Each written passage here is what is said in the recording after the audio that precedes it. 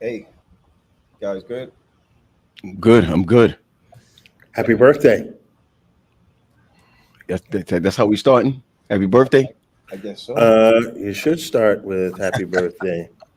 There's people that doesn't make it to your age. You're So, absolutely right. You're absolutely right. so Well, happy birthday, Patrick.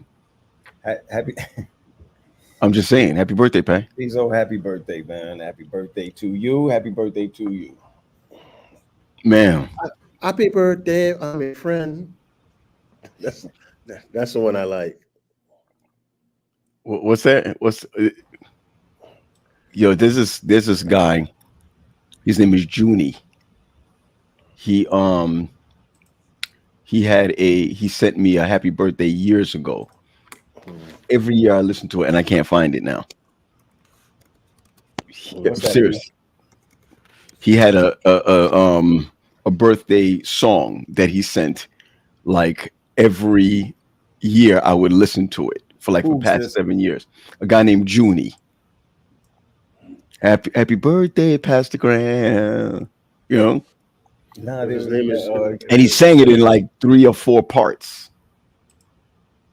get wow. out of So here. You need to find it because I don't mind being Pastor Graham in this one.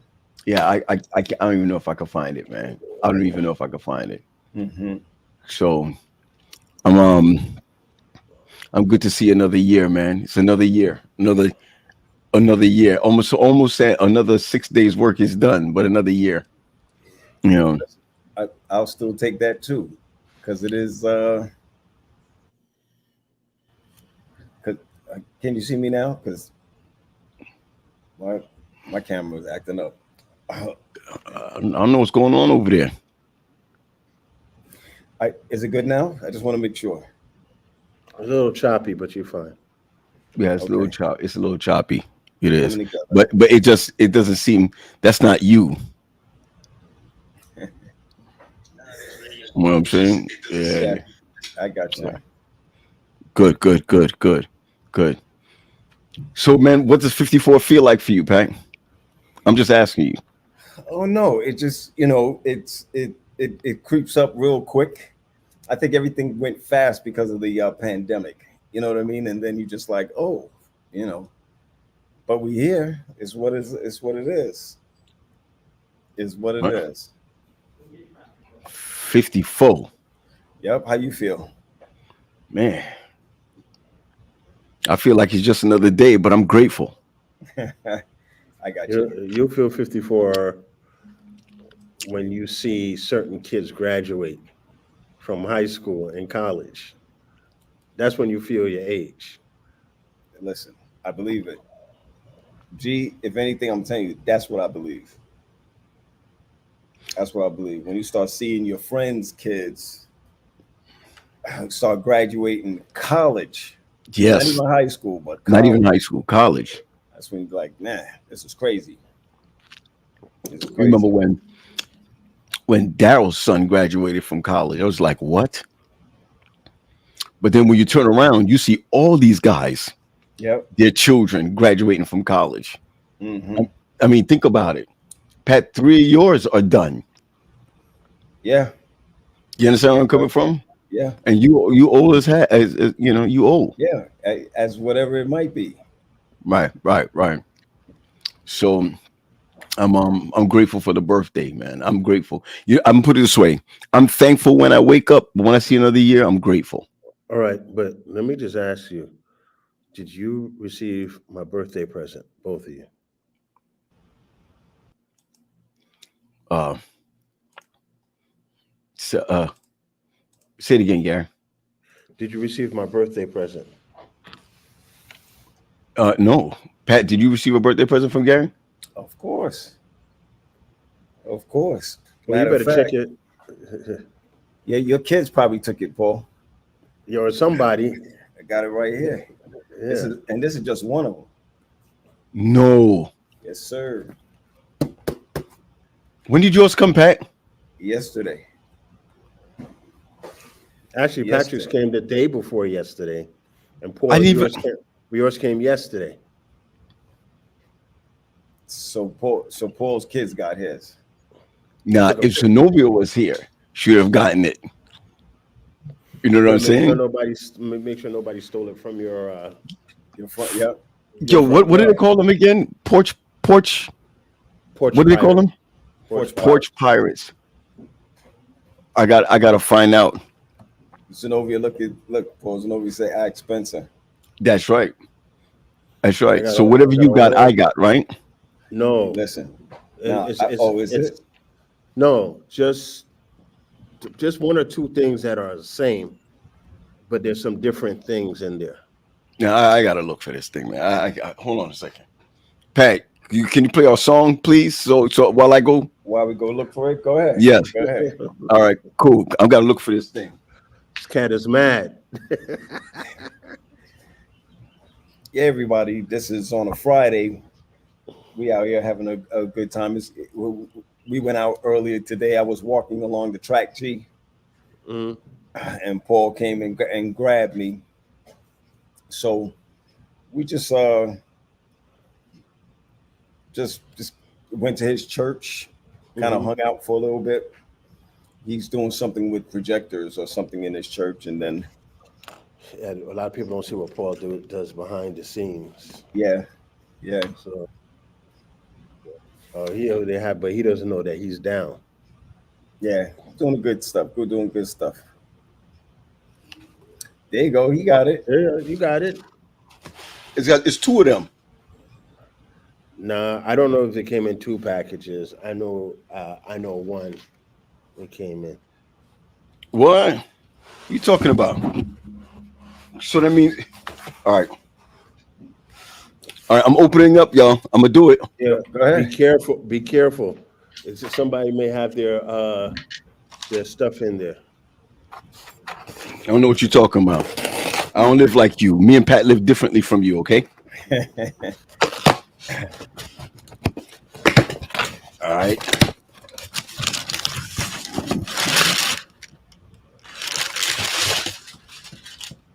All right. All right.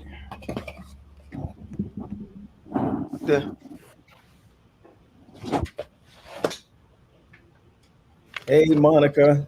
It's my girl, Monica. Gee, this from you? Assorted teas? Negro, you got me assorted teas?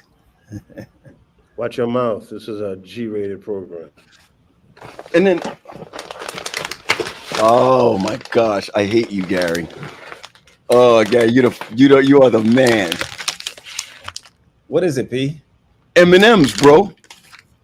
Wow. What? I'm gonna give you some of my stuff. You give me some of your stuff. We're going to have to do that. But this right here is freaking thoughtful. This right here, Gary trying to put me to sleep. You know what I'm saying? I got socks, P, from Gary. No, Gary, you mixed it up. No, Nah. Pat gets socks because Pat don't need socks. I need that socks. kind of socks. I got socks like because I be walking. You not church socks. Oh, okay. Well, gee, man, thank you for my teas, man. Gary, you got chai tea in here. Bro, I'm the giver, not an Indian giver. I'm just a giver. Happy birthday. Thank you, G. Yo, for real, man. That really, this is all that, right? But this right here, me, Pat, we got to divvy this up right. Because my sunflower seeds. I'm telling you, if it was that, Zenobia would have taken it already. She's sunflower seed eater. She's a sunflower seeds freak. Yeah. She loved that joint, man. Yeah. Yo, G, you the man. You are. But there's another box here, Gary. You didn't send this? Look in there first. I don't know.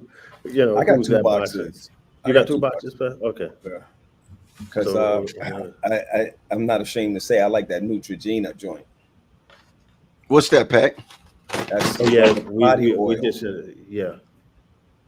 Body oil. I sent like a body wash. Yeah. This man said West Indian giver. Okay. So shout out to Shireen Taylor. Although she's saying happy birthday, her birthday, she had a big birthday party last week.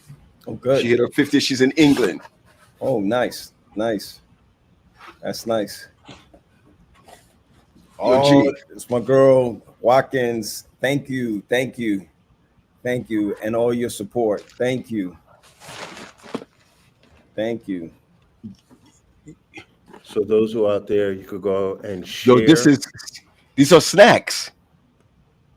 Well, it rhymes for snacks, but it's snacks. Every year I send you guys a box from Amazon, and it started with the sunflower seeds. Right, Yeah, right. you sent a Right. pail of sunflower seeds. Remember that, Patrick?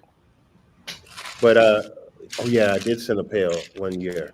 So every Right, year right, pail. around Father's Day, I start putting the stuff together. So we start putting some thoughtful gifts together. So I call your wives and your family members and say, ask what do you like. So Nat was like, she was tired of Pat taking her body wash. It's true. She's right. So I went ahead and ordered some body wash for Pat and socks. But the I gotta admit it, staple- Gary. the staple is the sunflower seeds. Yeah. Yeah, it is. It is. But G, Hmm. let me tell you what's more thoughtful. What is just as thoughtful as getting teas. Okay.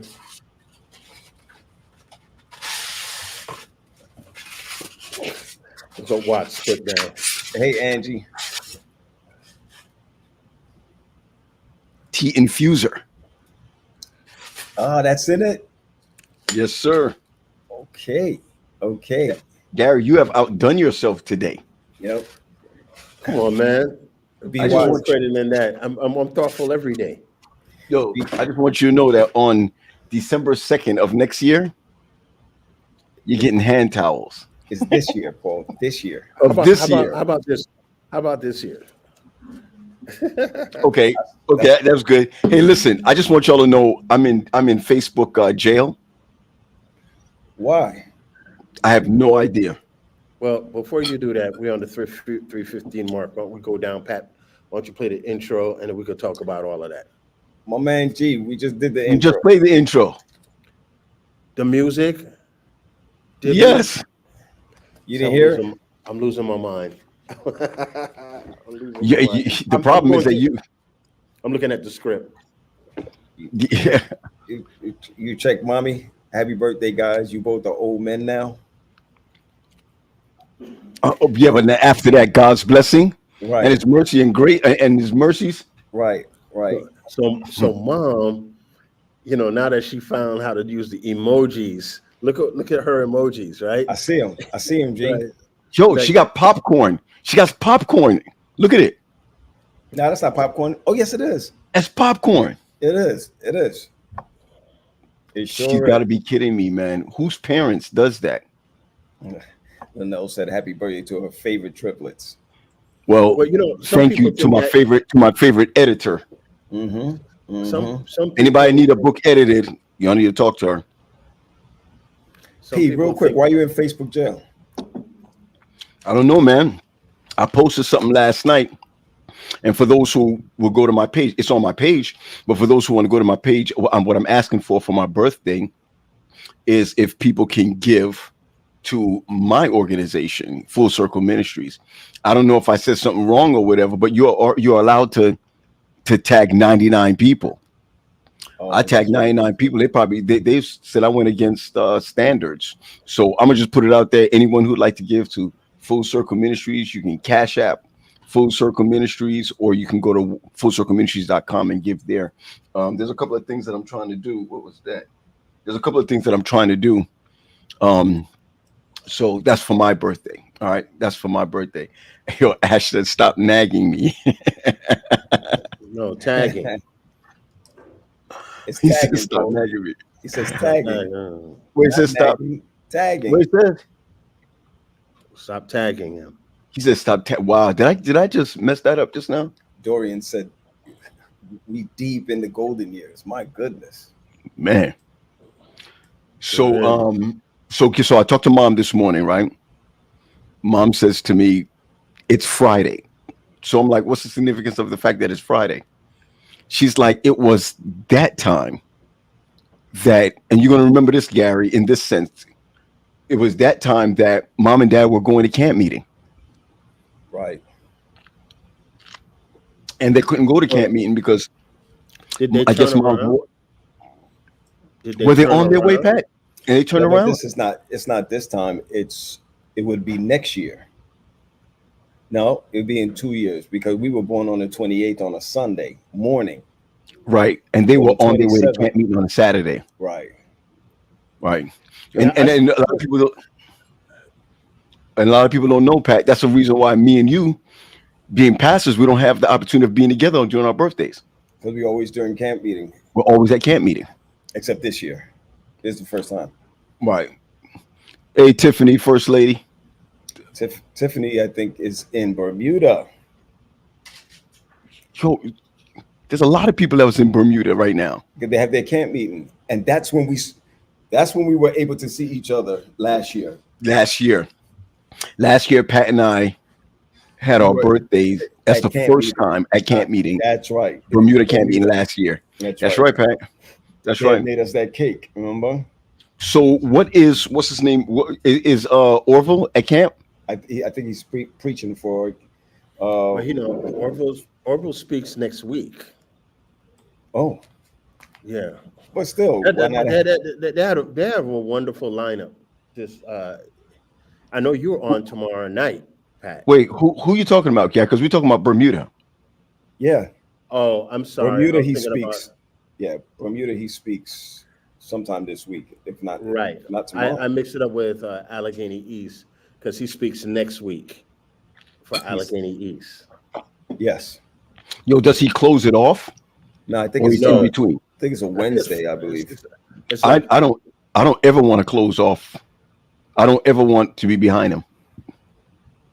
Yeah, he's I don't want to be behind him. He, in front of him or behind him. I'll take 2 slots before or after. very, very efficient Yeah. preacher. Yep. If I had a starting 5 pitching rotation, Mm-hmm. he would definitely be one of my anchors. Very Okay, let's put it out there. Last week you made a comment, right? And I didn't quite agree with your comment. I'm not So going to discuss that. No, I'm not discussing it. I'm asking you right now. I want to hear from Pat, and I want to hear from you, Gary. Spirit for you, for your growth. Give me your top 5 speakers. I'm going to have to. This is for you. It's not a friendship thing. It's if you're down and you want to listen to something or you want to grow. For you, who's your top 5? Pat, you got a top 5? I can't answer that. I could think about it and give it to you. The reason I answered that question last week because she's somebody that, that's locked into me. So when you think about ranking, that's a whole different game for me. I'm not ranking. Just your top 5. That's Hold on, right. when you say that's ranking, Give me 5 individuals without ranking them that you feel are 5 people that has always blessed you in their word. I'll give you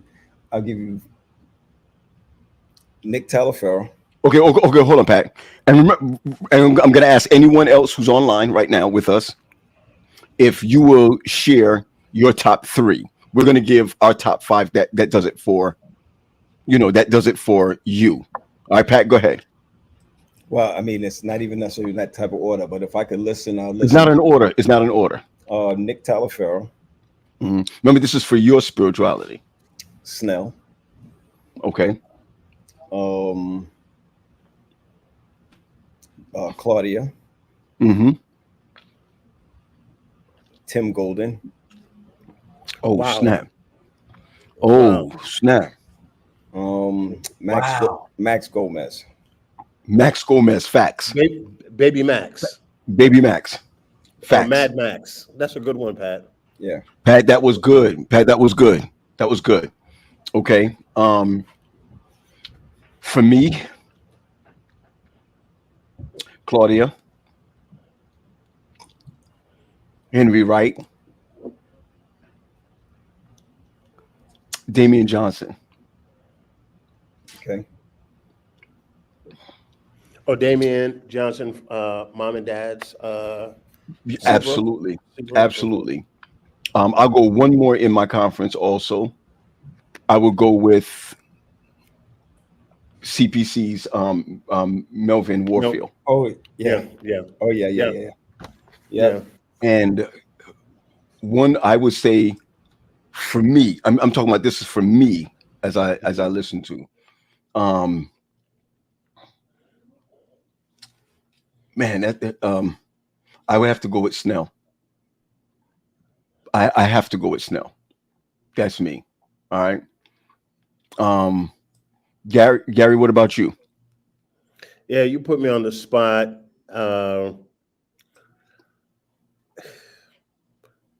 You know, even though I'm a big Carlton Bird fan. I think he's always well prepared. Okay. Claudia is a favorite of mine. Lola is Oh, Lola's a favorite yep. of Your my, facts, Gary. Facts. favorite of Facts. mine. Yeah, Warfield's a favorite of mine. I love West Coast Dorsey. Definitely Dorsey. Have you, yeah, you're right. Uh-huh. I'm a Dorsey fan because I tune into him on the West Coast. Edsel Cadet up Etzel here, Cadet. Facts. up on the block. My very own pastor, Tim Nixon and Dr. Blue. Okay, Uh, gotcha. Gary, 5, bro. You're going into 8 now. Look, you forced me into. No, I mean, But I okay. I'm just gonna stick to the question. So nah, because I can keep going myself. There's a lot because you named Lola. I can listen to Lola any day, and I didn't call her name. yeah, but You know? you know, the reason why I doubled up on Tim and Dedrick is because they appeal to me on the social construct Okay. of what that is. Yeah. But you know, we could go on all day, and then my practical dude, like I said at the beginning, is Orville. Just Okay.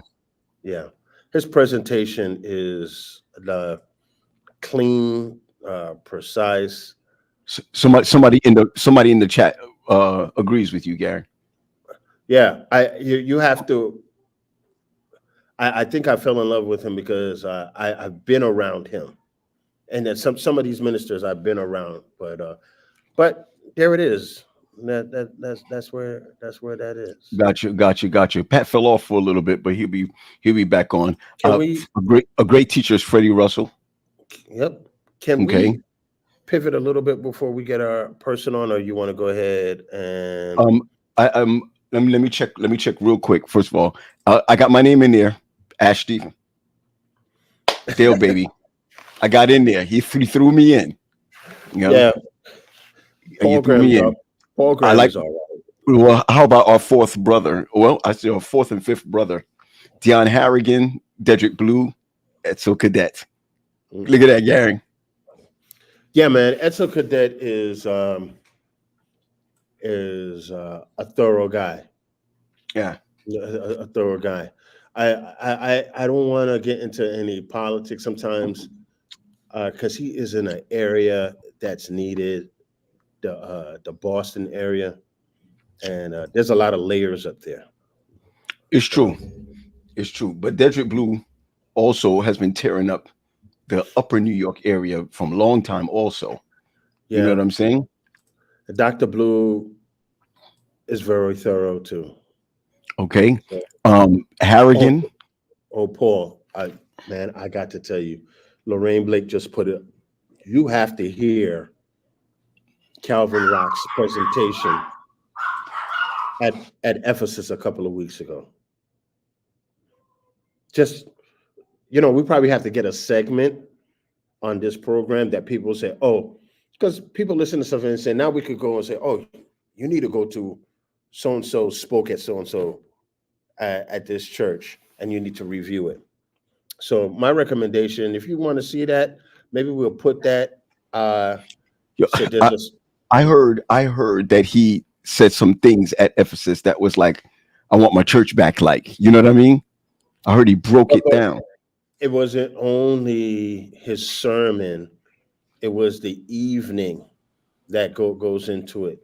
So as we go into a lot of things, me, you, and Pat should talk about, there's a segment that we should probably put missed sermon, because you could be listening to, it's camp meeting season, right? And Right. you could be listening to somebody in Bermuda while I listen to somewhere, and then like we all talk, like people don't know, like we talk every day. It was like, oh, you should have heard what Calvin Rock said. And I got that from our boy Willis in Jersey, Pop Willis' son. Yeah. We just happened to be, Carnell put me down on that. And so we probably have to hire somebody to get some like these clips and start playing things that really appeal to us. But every Sabbath, somebody really brings it. So, and what's so exciting about this guy? Something that we talked about last week, and then we can move on to our first birthday interview. We have some of the, and I'm going to say it this way. I'm going to just put it out there. I go to and I don't like our first day church every other week. And I'm going to say this: I believe that the worst of us is the best of them. That's, and it may sound bad of what I'm saying, right? But I don't think church members give of the Adventist church give enough love to their pastors, because I feel like they think they are, I know what they know already. It's nothing that I've heard.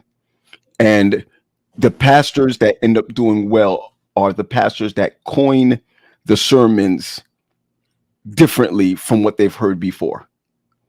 Okay. Well, because you're going to say, I've heard Pat, I'm sorry, I know that you're on, right? But I've heard Pat preach a sermon on, it was at Tacoma Park Church. It wasn't Five Smooth Stones. It was something else, man. I forgot, with David and Goliath. I'm not trying to be funny. Do you remember it? It's a David and Goliath sermon, man. I remember. Do you remember what it's called? Do you remember the title? Come on, man. It's just practice.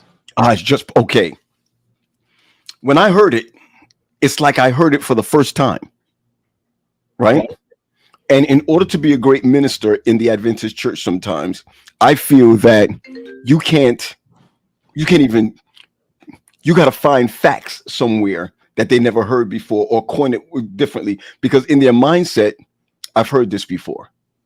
And that's one of the scariest things about pastoring today, is that you take that somewhere else, they're like, this is the greatest thing I've ever heard. You take it to your church, it's like, I heard it already before. And so it's tough. It can be tough. You have to be careful, because along with your sermon that you prepare, especially over the last 4 years, you can get fact checked immediately.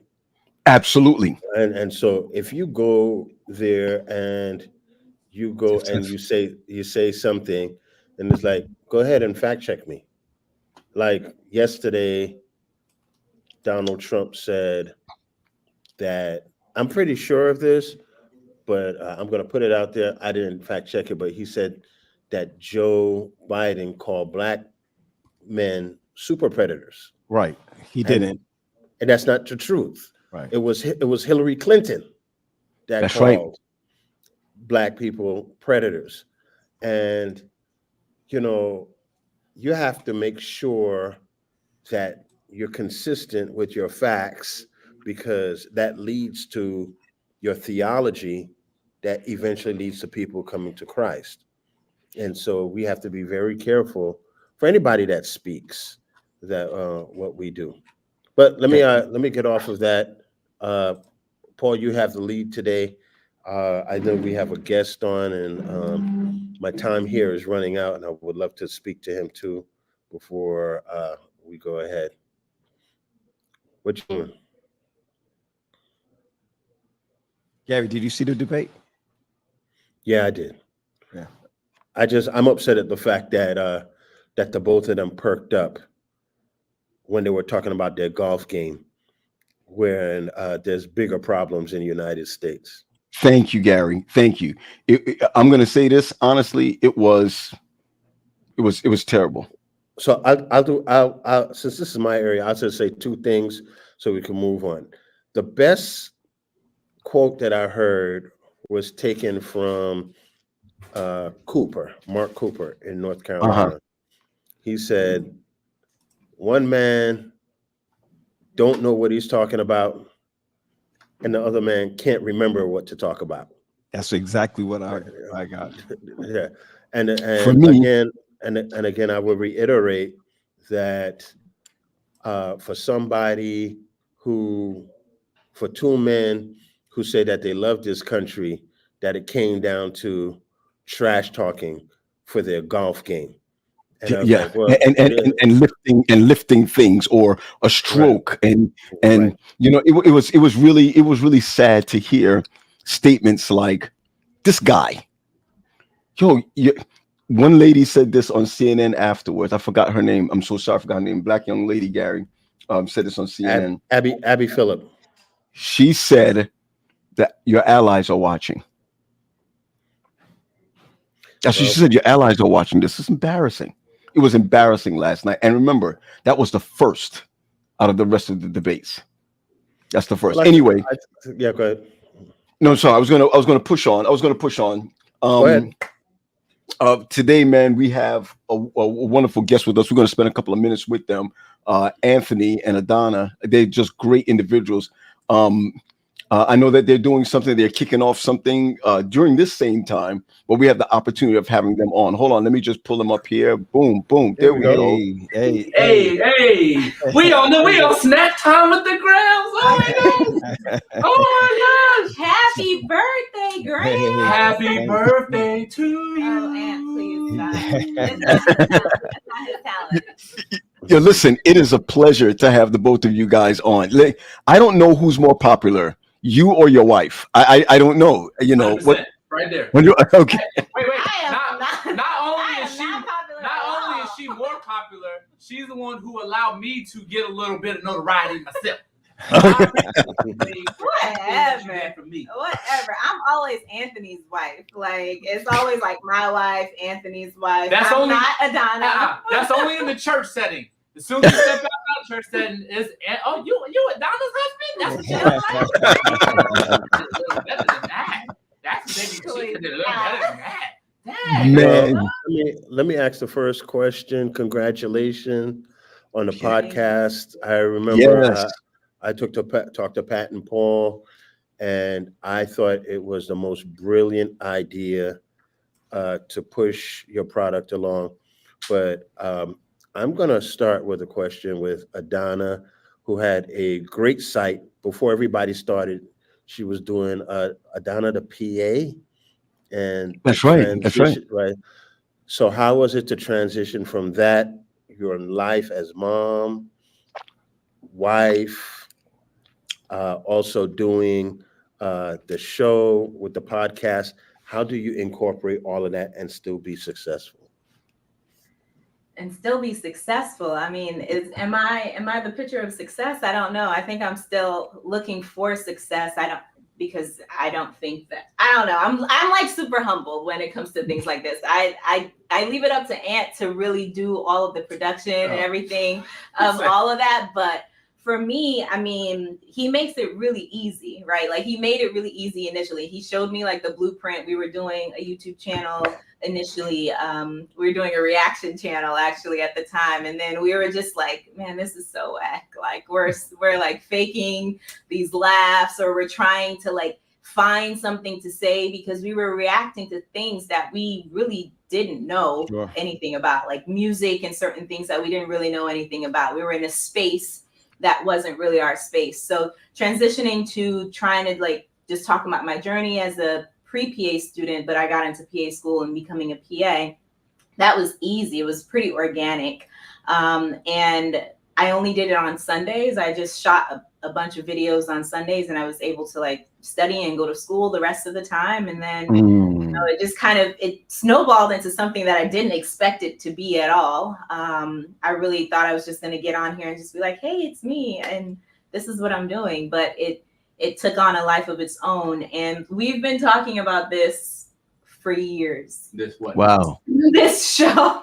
This show, but we've been talking about this show for years. So that transition from doing it down in the PA to this has kind of really again just been easy because Aunt takes care of all the logistic and I'm like the talent. I just come in and I'm like, oh hey, what's the bougie talent? Let's get Is it. my seat ready, sir? Do you have my fresh water bottle ready? She turned. Very easy. So that transition was very easy. Listen, I know that you just won your last. What was the last award, Anthony, that you won concerning this film or what you do? What was the last award that you won? Really quick before I address that, I just want to say this. So Adana, I know she's being really humble, but I just want to give God the glory on what He's doing with her because. Yes. She has went on to she's doing this YouTube channel. She still does Adana PA. Her channel is dedicated to helping pre-PA students get into and through PA school. But she has gone on to become the #1 YouTuber for PA and pre-PA related content on YouTube in the world. See, and I know, and she is so humble. Why is she doing that? It's legit because she started this while she was 100% in PA school.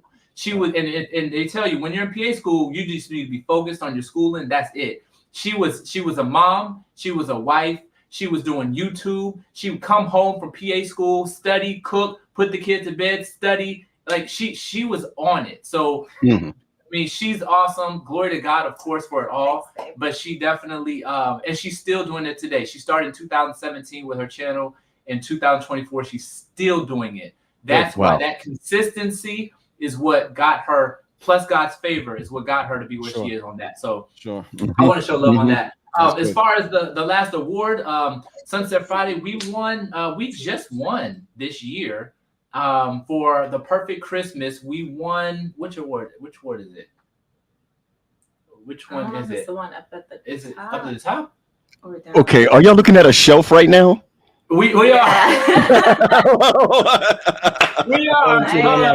Let me see which one. The last award, I'll tell you right now. My bad. Well, the last award was won this year. I to be honest with you, I honestly forgot which film festival. Forgive me, I'm so sorry, but it was a blessing just for this particular film in general, because The Perfect Christmas is one that God kind of elevated beyond what we even thought it would go, which is for a theatrical release nationwide. And then now we got our release digitally on Starz and Amazon Prime coming July 1st. Monday, July 1st. Wow. So those who did not see it in theaters, you'll be able to have a chance to see it online this Monday and beyond. So the adventists can go ahead and get it July 1st. Is that what you're saying? The ones that don't go to the movies. Because their guardian angels don't walk into those theaters. They can see it in their home. And that's okay. If that's your thing, you and your guardian angel can watch in your house. That's right. That's right. I love this, man. I love it, man. So your children, I should say one of them, but your children are getting into this with you guys. We mean, what was that? What was that? No, that's a of love. Like I'm so proud of both of my daughters. They're awesome. I mean, one of them is Azriel, our oldest. She's 14 years old. She's not really leading in the direction of where I am, but she's 100% leaning in the direction of where my wife is, which is just complete brilliance, wisdom. She is an academic scholar. She's in eighth grade. She just graduated 8th grade with a 4.0, and she's taking college courses at our community college right now. She hasn't started high school yet, and she's taking her college courses right now. Well, look at the bragging daddy, Paul. Yeah, I mean, God is good. He's so proud.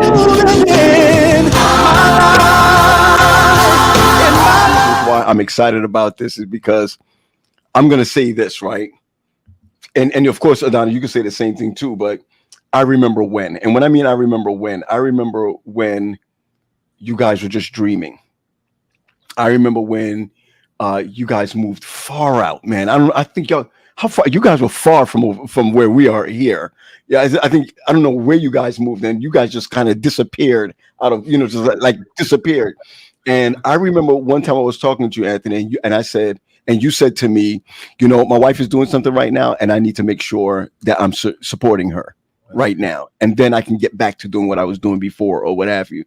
I think it says a lot when you're able to say, well, y'all can leave now. I mean, y'all can. Do you? I mean, we could. We'll wait till we get off.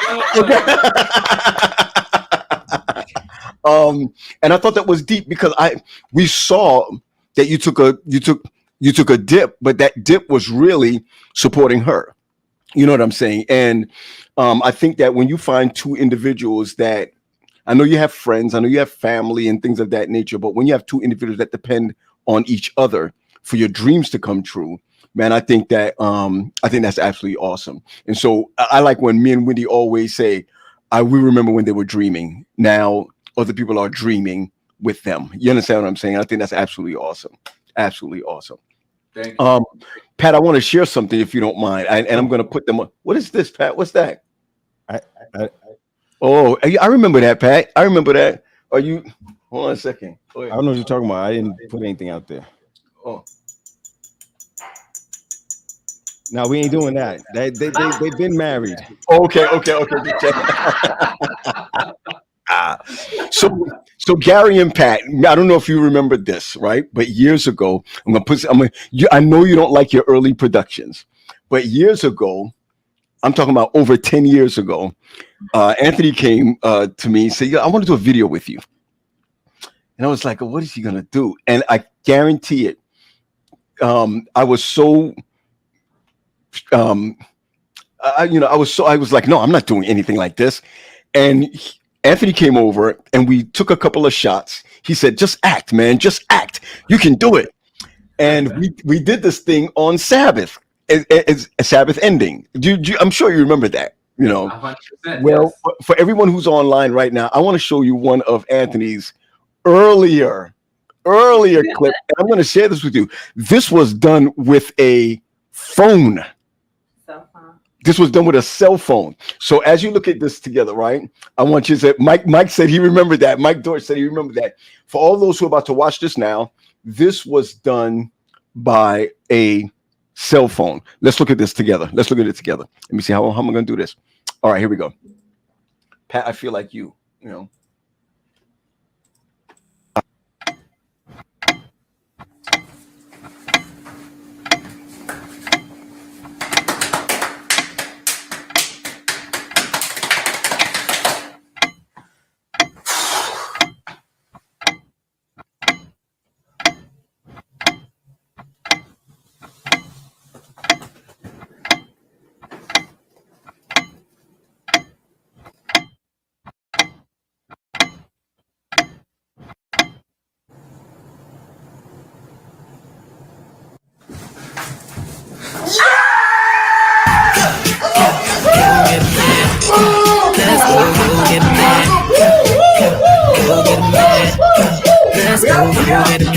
I'ma cause disorder. I'm an alien. Yep, cross the border. Came to talk life, talk Christ, come bolder. If they don't receive, brush it off my shoulder. Recruited for the harvest, came to the light. I'm out the darkness, off of that milk. It's me, I'm scarfing down. Your spiritual life is starving, Malvin. Everybody's talking about it, looking green like looking green like Martians, yeah. Looking green like if you think you gotta say it's go get now.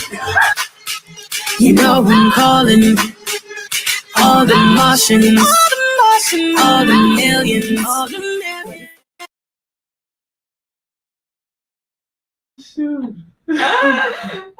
You was waiting to This say world that. don't last, you get involved. I'm sorry, man. I had to go back to that one, man. That was so bad. Gary left for a second. Why did I have $8? Like, The what was I? $8. You had a credit card. I had $8 in my hand. Oh, Well, I man. had $8 on my credit card. All right, so And who filmed that? Because we were in both of those shots together. I don't know, who filmed that. I think it was Linnell. Oh snap! Yeah, shout out to Linnell. I think she's on through right now. I think it was Linnell that shot that. Shout Yeah. out to Linnell. Yes, Because you know, I think I was a little bit ahead of you because I just started. I don't know what year that was then, but I was 2013. Hackett came down to Allegheny East Youth Department and did a film with the kids called The Gift. Yeah. Hackett, you remember it? I can't forget. You guys give me the opportunities to strengthen what God was doing. I looking back at those things, I'm like, oh man, but we worked with it. We worked with what we had. It's so awesome to see the growth that God has done, and I'm grateful for you guys giving me the opportunity. Patrick Graham, for at the camp meeting. That was, for me at that time, that was big. It was a big opportunity for me to be there and to do that. So I appreciate you guys for that. Patrick, listen, as long as He should call you Patrick. He should call you Patrick because he's a millionaire. He's a millionaire now, so you can call him Patrick. Patrick. Yeah, I understand. Yeah. Let the internet tell it. I know, right? It was funny. One of the kids at my daughter's school, they Googled me. They was like, Anthony Hackett net worth. And it said $2 million. I Like, said, Don't say nothing. Don't say nothing because these banks will look at your net worth like that and be like, "Come on, we'll give you that house." Oh yes, Your creditors will find you and they start calling you. Like, they do all kinds of to collect your money. they don't got. They know where I'm at. I just let them know I ain't got it. You can call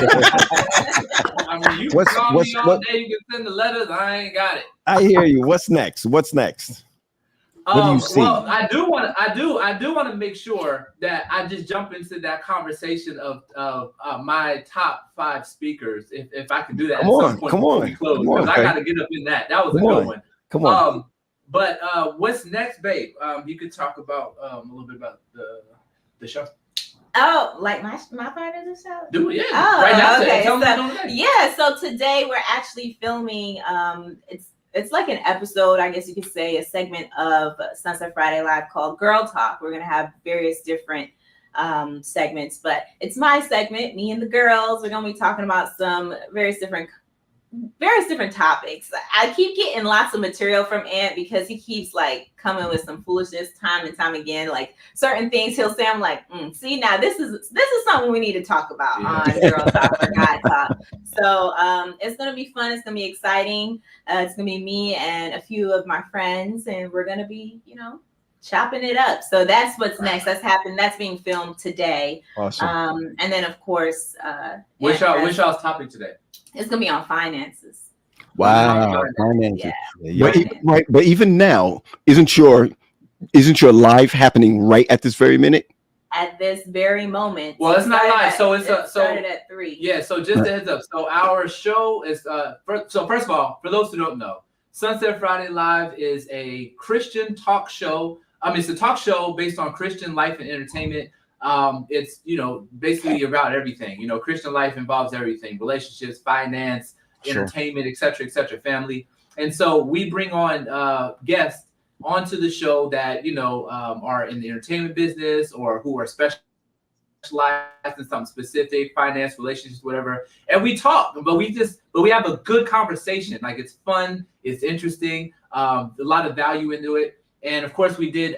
We've already filmed a multitude of episodes, and our episodes air. They don't air; they're pre-recorded shows, but we film them, live. It's called Sunset Friday Live, but the actual recording is pre-recorded. And you can find the show on YouTube, on Sunset Friday Live on YouTube. That's where our show is, and we just launched our first episode today, featuring the awesome Ebony T. Holland. From one of the trio from the gospel recording artist Virtue. There we go. Virtue. Yeah. My man was just saying it. I almost said Kennedy. I almost said principal at Vienna. I don't know. You know. Yep. She Yeah, does she it all. touched on And that. She She touched touched on it that. was actually a really good conversation. She dived into she kept it real with regard to the music industry. Right. She talked about Oakwood University and her truth and feelings about the school and her time there. Yep. She talked about education, Christian versus public school. Kind of touched on that a little bit. So it's a really She dabbled on that one. She was like, she like just stuck her toe in that one, but it was still. She talked about Pat, you saw her. She said, That's it. It was enough. And that's today's show. That's today's show. That's today's show. Okay, so we Okay. could always run that back. and when you get a chance, please put it inside of the chat so people can go there and watch it after this. If you don't, just put it inside of the chat. That's So, awesome. Pat, I'm blessed to have Donna's mom as one of my members. Is that right? Yes, I get She true. loves- I get she true loves food. Your church, okay? She is like, that is her church. Wherever you guys move, she's going. It doesn't matter, and I love that for her. So, So- thank you somebody so said much to- for somebody bringing said her in. Somebody said to her the other day, they said, is this your church? She said, yes. She said, I've never seen you here before. She said, then you haven't been here. That sounds like her. That sounds just like her. Man, she's just amazing. Her food is amazing. She's just amazing, man. Yeah. So Pat, I like the question of what's next. Well, I mean, they were going with it, but let them throw in. Let Ant throw in the top 5 before Oh, my bad. Okay. And then, okay, sure. his 5. I mean, it's not but it's his It's 5. my five. My His five. five. My fave. Okay. My back 5. when T-Mobile had the Fave 5, the Yeah. T-Mobile sidekick, the sidekick phone. Your Fave 5. So, all right. So, real quick, I'll shoot through this because I'm gonna start number 1. This is no particular order. Just Sure. my first one. My first one is myself. I enjoy listening to myself speak. Hey, how did I'll be watching Snoop? my old videos. I'll be laughing at myself Oh and my crying and God. stuff. Like, oh man, I said that. No. How did That was- Snoop that say was- that that again? was- First of all, I want to thank myself.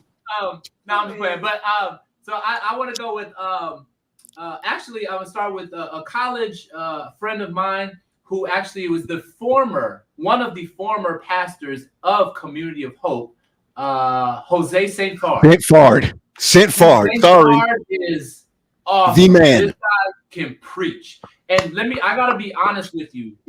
Can we be honest on your show? Can we? Absolutely. More.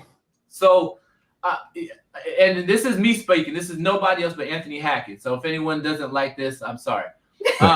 But Jose St. Fard, in my opinion, number one, he's an awesome speaker, but I feel he doesn't get the proper recognition in the various communities because of where he's situated.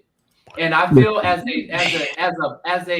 a Black pastor in the Adventist church, he doesn't get the proper love from our Black Adventist community because we just don't know much about him because he's not in our Black churches. And so it hurts because he is so good. amazing. He's so good. The way that he died, the way that God gives him these things from the Bible, it's incredible. So Jose St. Fard is awesome. And I definitely am a supporter of it. And I'm not just saying that because of college friend. I'm saying it because he's dope. Good. Please allow me to say this. When he left, I was brokenhearted. When he left, I just didn't feel that it was time for him to go. I went to the conference. I said, bring him to me. Bring him to me. Don't let him go anywhere. And you are right. It's where he is situated, where we don't see what he does. But I love his stuff. I love his online stuff, and even the things where he does his TikToks and things of that nature. But the thing that got me this week is when he said, man, he called his wife's name and said, boy, she really preached a sermon this week to me. Now I got to tell y'all it. You know what I mean? So I'm great guy. Where's I'm he sorry. now? I'm not familiar with him. Where is he? Is it Oregon? He's in Oregon right now. I forgot which exact church, but he's in Oregon right now. I think it's like Oregon out there. Oregon. Wow. Yeah. But so he just left. He was in he was in the suburbs of Chicago area for a while. Yep. Then he moved to Colorado. Right. And then from Colorado, he went on to Oregon. So, Mhm. and he was actually in Australia for a number of years prior to all of that. Right. Gotcha. Dope guy, and the way that he broke down love. If you go to his page on Facebook or something and see the way he broke down love, it'll blow your mind. So anyway, number one, And it's Jose funny that St. Barr. somebody just said drop his social so we can follow. So when you get a chance, drop that in and everybody would get it. Got you. Everybody Okay, would get it. absolutely. Two, I got the white guy in there. Okay. Pastor Mike Spiegel. Pastor Mike Spiegel over at New Hope. New Hope. Church. New New Hope. Hope in Folsom, Absolutely. Maryland. Did he leave or he's Um, still there? He's still there right Still now. there. Okay. Right now. And you know what I like about him, you know, coming from the Black church and Black culture, he just going on. When you listen to him, he gives you that. If you need something different, he gives you that that contemporary Christian. Yeah. He sits on a stool. Yeah. He has nothing in front of him. He just talks to you. He tells you the story, and he speaks to you and he teaches to you. You don't get that preaching, that Oakwood preaching type of feel, which is, you know, but he gives you this like different style, and it's cool. I like it. I like the way he speaks. I like the message he gives and his approach to ministry. My next one is Pastor Willie Ramos, Evangelist Willie Ramos. He is You don't have to tell us who he is. Paul, you don't know who he is? You're asking me or you're telling me? Okay, go ahead, man. Go ahead. Shoot. I'm telling the world. I know you guys are probably No, go ahead. No, go He's ahead. he's in Florida right now, isn't he? He is in Florida. He's in Florida. He was actually recently out here in the Maryland area, the Yes. Hispanic Conference, Yep. I believe, brought him out here to speak. But he's a very unique speaker. And the kids call him the ghetto preacher. The ghetto preacher. He has a particular style, and it's weird because all these people I'm mentioning have completely different styles. Paul, he Jose was St. at your Barr, church. Mike Spiegel, Willie Ramos. So I love him. My last two, real quick, I'll drop it in. Actually, Willie he was there, I think, the same year you was at AEC. He was, yeah. We actually went out to lunch. With Oh, him. yeah, He yeah, was, yeah. You was there the same year. Willie Run. Actually, that what you're talking about, that was the year that camp meeting Yeah. was the year me and him actually hooked up for the first time in person. Gotcha. And met. So So thanks when for y'all bringing make me that money, when y'all make that, bring it. Go ahead. Go with your fifth one. I gotta break them out, actually. Break them out the piece. My last Find two, this. the OG, the in my opinion, the I don't know, if not the Adventist GOAT, one of them, Pastor Henry Wright. I love Pastor Henry Wright. He was one of my professors at WAU or CUC when I was there. Excuse me. It's playing the music. Thank you. Respect. So let me just tell you this real fast. So I was a student of his at CUC. When I was a student of his, he invited me. I was so honored because nobody else in my class got this invite. He invited me when he was pastoring a community praise center. He invited me to be a guest speaker during Divine Hour at church as a student. And so I was honored, but this is the moment, right? This is the thing. This is the moment where I feel like something happened and it changed my life forever. So I spoke. I went up there. I spoke. I preached. After I spoke, I went and sat down. Pastor Wright stood up, and with his very serious face, in front of everybody, he walked right over to me, stood in front of me, in front of the entire congregation, and extended his hand to give me a handshake. It was the most proudest. It was the most proudest moment of my. It was like a father who gave his blessing, and I swear, when he touched me, I felt some power. I felt some power, some energy. I'm exaggerating, but he was. No, you're not. I you're got not. Pastor Wright's blessing in front of an entire congregation as a college student, and it was so special to me. So I shout out to him. And then lastly, I'll end with this. Favorite speaker and pastor of all time at the Adventist world. Pastor Paul Graham. Who? Pastor Paul Graham. Let me tell you. That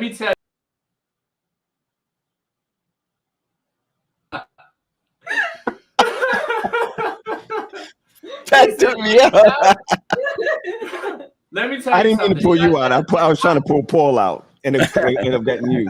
No, that If you was just that give was me me. literally 90 seconds to say this without interruption. This is important.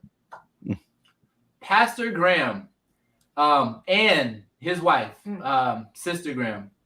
I'm gonna tell you guys, I'm gonna tell the world something that the majority of the world does not know. And we've never spoke about it publicly ever. But I'm gonna tell you today. And I'm gonna tell it live. This is an exclusive for Snack Time with the Graham. So keep this on lock. When Adana and I just got married, we were, first of all, let me just take it back a little bit more. I saw Pastor Graham before he started Restoration Praise Center, formerly the Lanham Louis Project. Before that even happened, I saw Pastor Graham at Disneyland. It was Universal. It was At Universal. And I literally, I saw, me and Adana was at Universal in Florida. Randomly, we see Pastor Graham at a sea of tens of thousands of people. We see Pastor Graham, and you know he's short. How we see him? It's all God. We see Pastor Graham randomly. I talked to him before all of this, before God blessed him with everything that he's been through from that point on. And I spoke with him, and we talked at that time, and we said, you know what? We got to work together on something. Yeah, I remember that. We got to work together on something. Wow. Fast forward, I don't know, however, a year or two, whatever later, he gets the Lanham Brewery Project. He begins to pastor that church, and then he brings me on as almost a kind of an intern type of situation. Yeah. To work with the pastor and learn from them. I worked largely with the children's stories and everything else. Oh, that's right. Yep. Did. And so I was there, and I got to learn so much. Obviously, hear him speak, but all that to lead up to this, what I'm about to tell you now, the exclusive. So Adana and I, we just get married, and Adana and I, we are going through the absolute worst.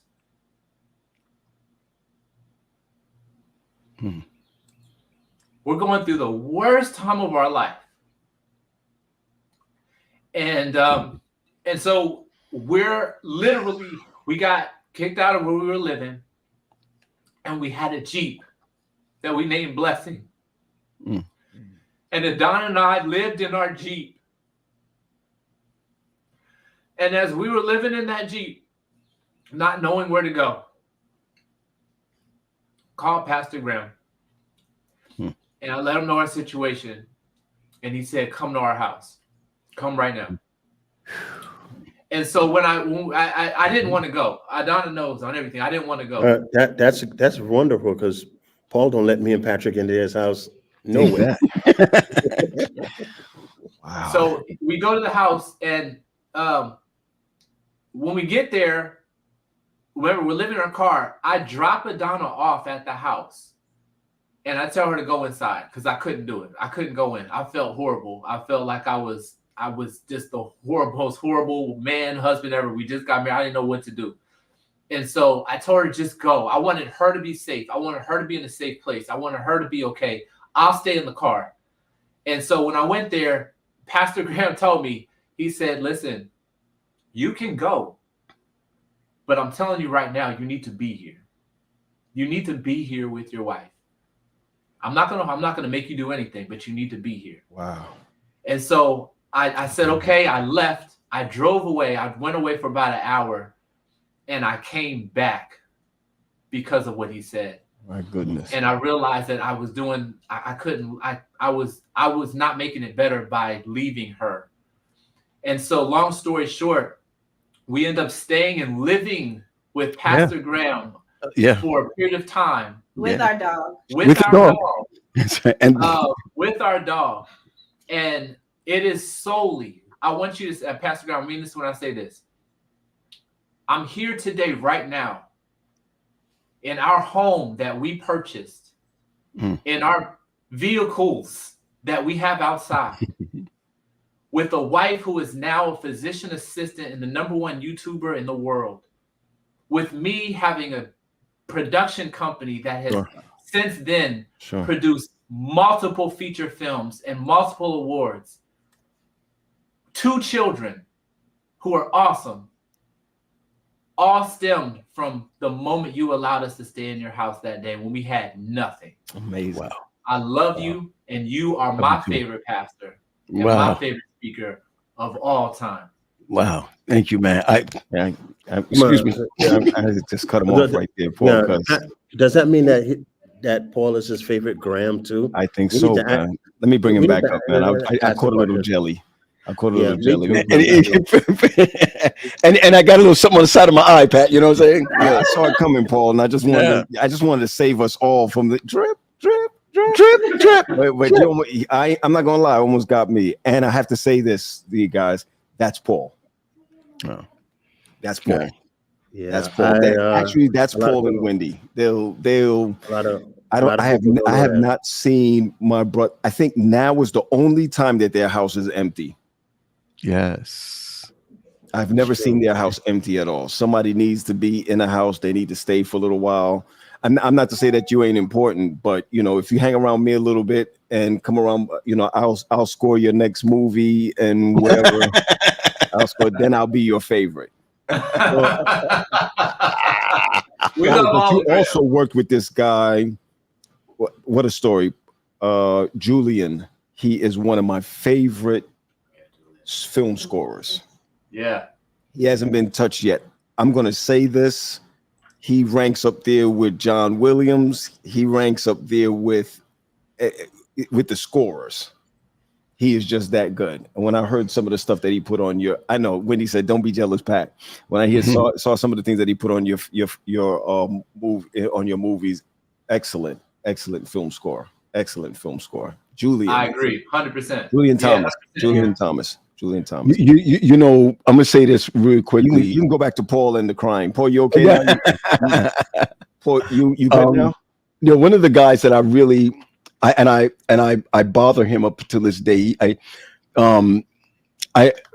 know he's on, right? But remember, right after you, I had this guy, man. I love him, Mario Broussard. Yep. I've seen him. And Yeah. I'm just so. I know he has degrees. And he's his counselor. But he's one of those guys that I can still see pastoring with me. Like with me. You know what I'm saying? And when he was gone, I was just like, oh, okay, Anthony's gone. Now Broussard is gone. And I mean, I love CJ.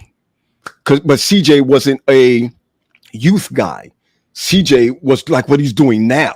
CJ's amazing. He has this large church in where's it called again? In Georgia.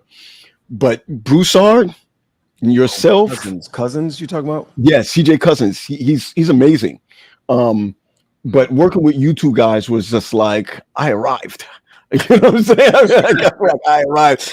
You know, when people say you have tamed Anthony, you have tamed him. I was like, ain't nobody can tame him. No. Except for his wife.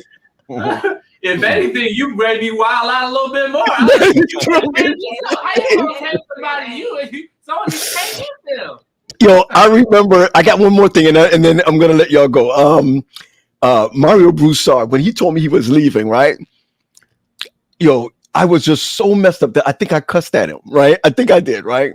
Like a real cuss. It wasn't like a, damn cuss. It was like a cuss. And I think he looked at me like, okay, well, you want me to think about it? You know what I mean? You want me to think about it? But, Mario's on. Or he been on. I didn't see him, Pat. Mm-hmm. Somebody called him? Boy, he been on. Yeah. Yeah. Mario was a good guy. Good guy. Patrick, you saw me. I just started sweating. Yeah, I just started sweating. I got to co-sign that. Mario Broussard is an awesome guy. I mean, he's one of those guys. He's again a good friend of mine, but he's one of those guys. We play basketball all the time, almost every week, and he's one of those guys that when we both go to the gym together, I'm always finding myself arguing with somebody, and Mario is the one that everybody not only loves but has respect for. Like, That's right. like immediate respect. I remember. So I'm gonna tell you real quick. So Mario, this is kind of embarrassing for Mario, but it's also a blessing. So I'll just say it anyway. So Mario, we was playing one day, and so Mario was on the opposite team with me. So I did a move right on Mario. Unfortunately, something happened with his leg, I guess, and he stumbled back and he fell on the ground. It wasn't my move. It wasn't that my move was that spectacular. It was that he just got caught. And he fell down. Now, typically in the gym, when you cross someone and they fall down, the gym is like, oh snap! Oh, when it happened to Mario, the whole gym was silent. Like, let's go pick him up. Nobody said nothing. It was the most silent thing ever because they had so much respect for Mario that they couldn't say anything. They couldn't say anything. They couldn't say anything. And then after it was over, nobody said nothing to him. It was just all love. I was like, dang, Mario, you got the respect of everybody in this gym, from the young guys to the OGs. Everybody respects you. And he carries that everywhere he goes. For sure. He Shout does. out to him. He does, for sure. Sure. He does. You just had to throw that little story in. The real reason why he said that story, because he just wanted him to know that he crossed him up. That's why. That's it. I The man haven't had told the nobody gym. that story, so, you know, The man had Mario. the gym mad at him for crossing him up. Man. No. He got me too plenty of times on different things. He's a I got big you. guy, so I got he you. give me the post. Yeah.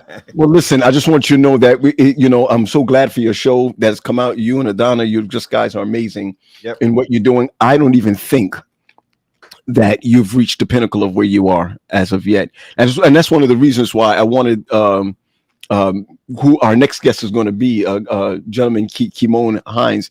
When you leave, quote unquote, the pastorship, and you continue to pastor in a different way. These are some of the things that he talks about. And I'm going to say this about the both of you. I know that I wanted you to stay on this path of pastoring.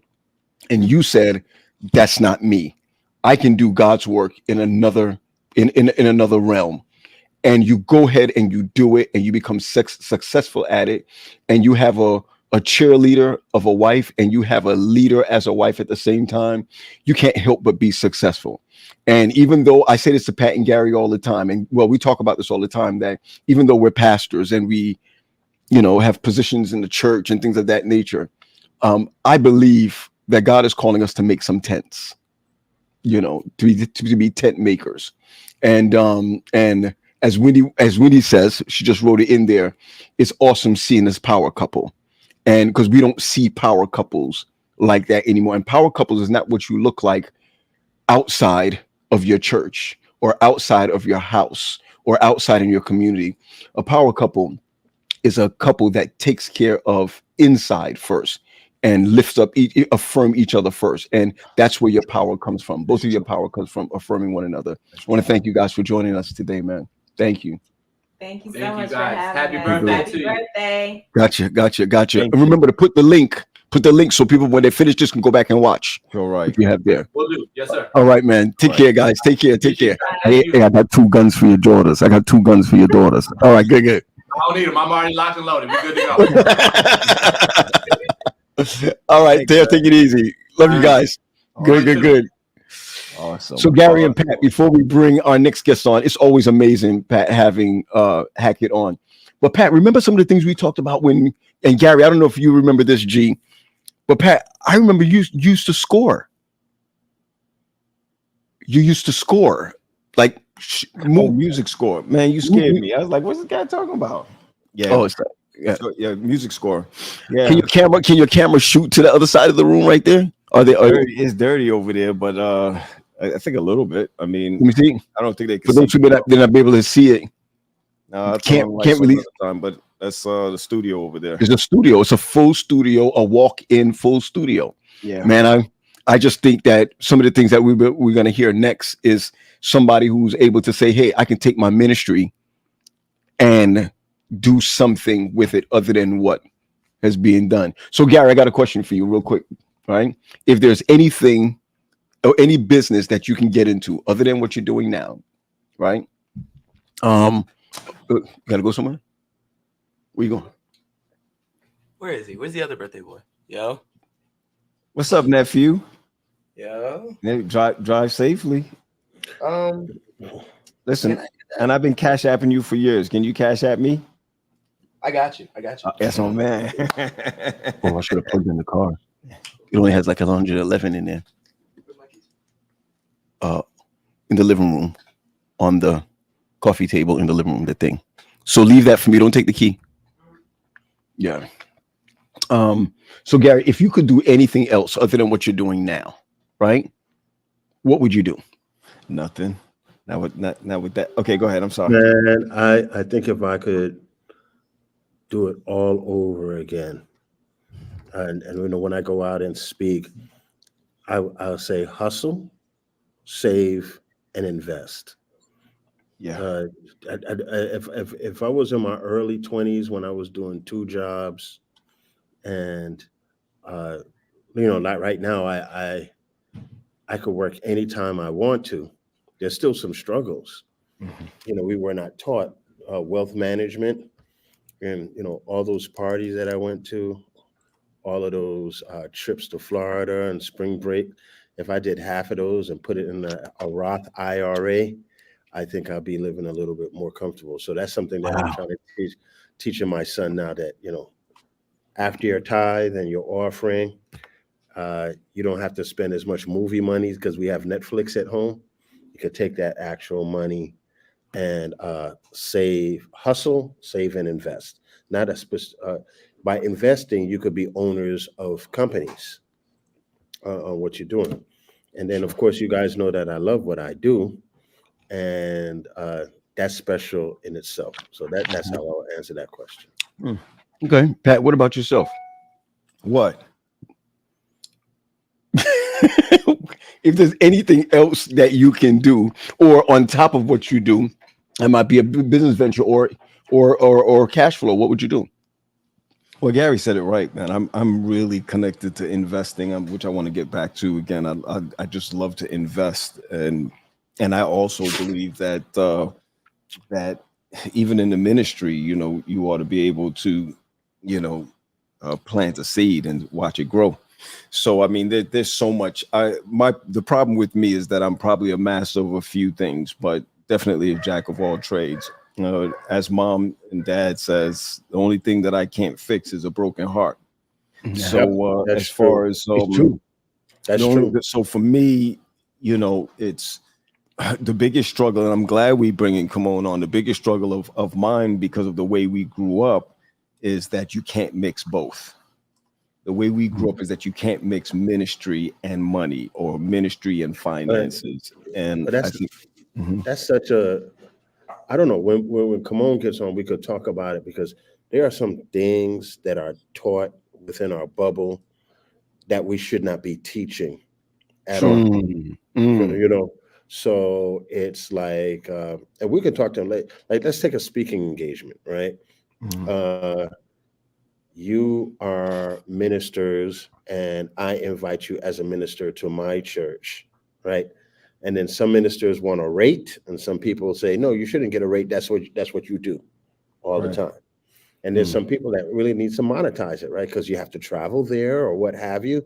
The NAD has their per diem or a suggested price for those things, but you don't do those things in the African American church. Is a handshake, make sure you come back, make sure you bring some people to the pulpit. To evangelism. So on this platform, we try to keep it real. And there are some entities that when we were younger, that they looked at investing as gambling or putting money into the stock market. So if you had bought an iPhone, every year iPhone came out, okay? Let's say since 2002 or 2003, let's say that. The money that you pay for an iPhone and put it in the S&P towards Apple, let's just say you would have 6 figures in your bank account today. Sure. Wow. Wow. Peace. Wow. Let's bring him on. Let's bring him on real quick. I want Let's to give do him as that, much yeah. time as we Yo, can. Gary, thanks for that, Gary. Thank you so much for that. Thank you for that. Kimon. Hey, my I man. made it. I made it. I First of don't all, know what to call you, Pastor Hines. Do I call you Kimon? Do I call you man of a fly wife? I don't know what to. I don't know. Kimon is Can I- fine. Can I tell you? Can I Come on, tell it's good you? to see you. We work together in youth ministries. You are absolutely Amazing. Amazing. I Thank think you. that Thank you were the first one. People, quote unquote, leave the ministry, the pastoral ministry, all the time. Mhm. But I think in my era, and we're the older part of we're older than you are. You were the first person that I really knew in the ministry, in our, when I say our age group, I'm talking about our classes, that said, I'm going to walk away from this. Of course, we're seeing it happen now more Mhm. than ever, but you were probably one of the first ones as a younger, because it wasn't just last year. You left a while back. First, explain to me, how did that happen? Because I also think that baby boomers don't understand why you walk. And then tell us what you're doing with your company or your ministry to help others to monetize their ministry. All right. Beautiful, beautiful. Nice, I'm gonna B, beat. nice. I'm gonna beat you, Pat, because I always get the first question. Okay, you're right. So, right. Yeah, Let me- right. I'm gonna answer that question, but I got to start by saying happy birthday, Patrick. Oh. Happy birthday, Paul. Man, today's your Thank you, birthday. man. You got it. Thank Yeah, you, yeah, man. no, thank you. And Paul, Thanks, thank you. I got to send you some money on Cash App. I have to bribe you to get on here, man. What do I Gary. do to get on? he said, do I have to bribe Gary? Who I got to bribe? Come on. Yeah. You don't got to do know, it. You just jump. Just jump. Come on. You Now, jump. You know what? I got a trivia. I got a trivia for y'all. It just hit me. I did a week of prayer at Kimon's church years ago. Yeah. And you said to me, I think I want to go into ministry. Do you remember that, Kimon? Yes, I remember that. I remember that. That's not a Like, trivia. I'm sorry, you That's should tell me I need to go into business. No. That's not Yeah, a man, I was- that's not trivia. That's bragging. Yeah. So, I mean, to answer your question, I think as we look in the Bible, man, we see God leads people in different ways, and the God who leads us to one place, and that place becomes a place of obedience. If you stay there, that place can become a place of disobedience, and that's how I believe God has led in my life. Right. So, God, Paul, you set me up, right? What you just said. You met me. I was in business. I studied my first degree in a business field. And I felt like God was saying, I want you to go into pastoral ministry, which is, I left that job behind, left New York, went off to school. Well, man, in the midst of this, there was a part of the calling of God that I've sensed God was saying, I want you to move from pastoral ministry to another phase of ministry. And you said it right. I never left ministry, right? So anyone who's watching this, I want you to know I never left ministry, because if I'm a Christian, I'm called to minister. And no matter what job I have, no matter where my paycheck comes from, ministry is what I do. Like, in fact, anyone on here who claims that you're a Christian, you're a minister as well. So you're in the ministry. Now, pastoral ministry, church congregational leadership ministry, that's a different role. And I think that was what I was doing for 15 years, and God blessed. But then the same God who told me to leave when you saw me, Paul, and I wanted to go to New York, leave New York, go off to seminary, is the same God who said, no, now I have an assignment for you to go out there and to help people to take the things that they've been sitting on for so long and move that thing out into the world. To bless Let's back up people just a little business. bit. Let's back up a little bit. Sorry about that, man. I drank something in my throat. Listen, but you left at your height. You didn't leave when ministry Down here. was a problem, or many times we'll leave ministry because of things that's going on in ministries and this is that. But you didn't leave at that. I mean, you were Youth one of director. those, Youth director. right? He was youth director. Even at one point, he was a youth director. But the point is that you were always top of the line with ideas for not just young people, but also for different churches. You know, we invited you to come to speak at different places. No, not speak, to help organize where things. Everybody doesn't have to be a speaker. You come in and help organize youth, organize parents and youth, organize all of these things. And all of a sudden was like, yo, he's leaving. What? You mean he's joining Satan? He's leaving. We didn't say it like that, but it was like, wow, what happened? Thanks for clearing that piece up, though. I really appreciate it. That it's not just pastoral ministries. There's other ministries out there. So tell us what you do, because you know you be catching me on your page every time you're out doing something, interviewing somebody or pushing somebody. I'm also on your newsletters or everything that goes out. I always get it and always trying to figure out how to be like you. But tell us what are you offering for ministry? Yeah. So let me, man, this year, I see Anson Paul on here.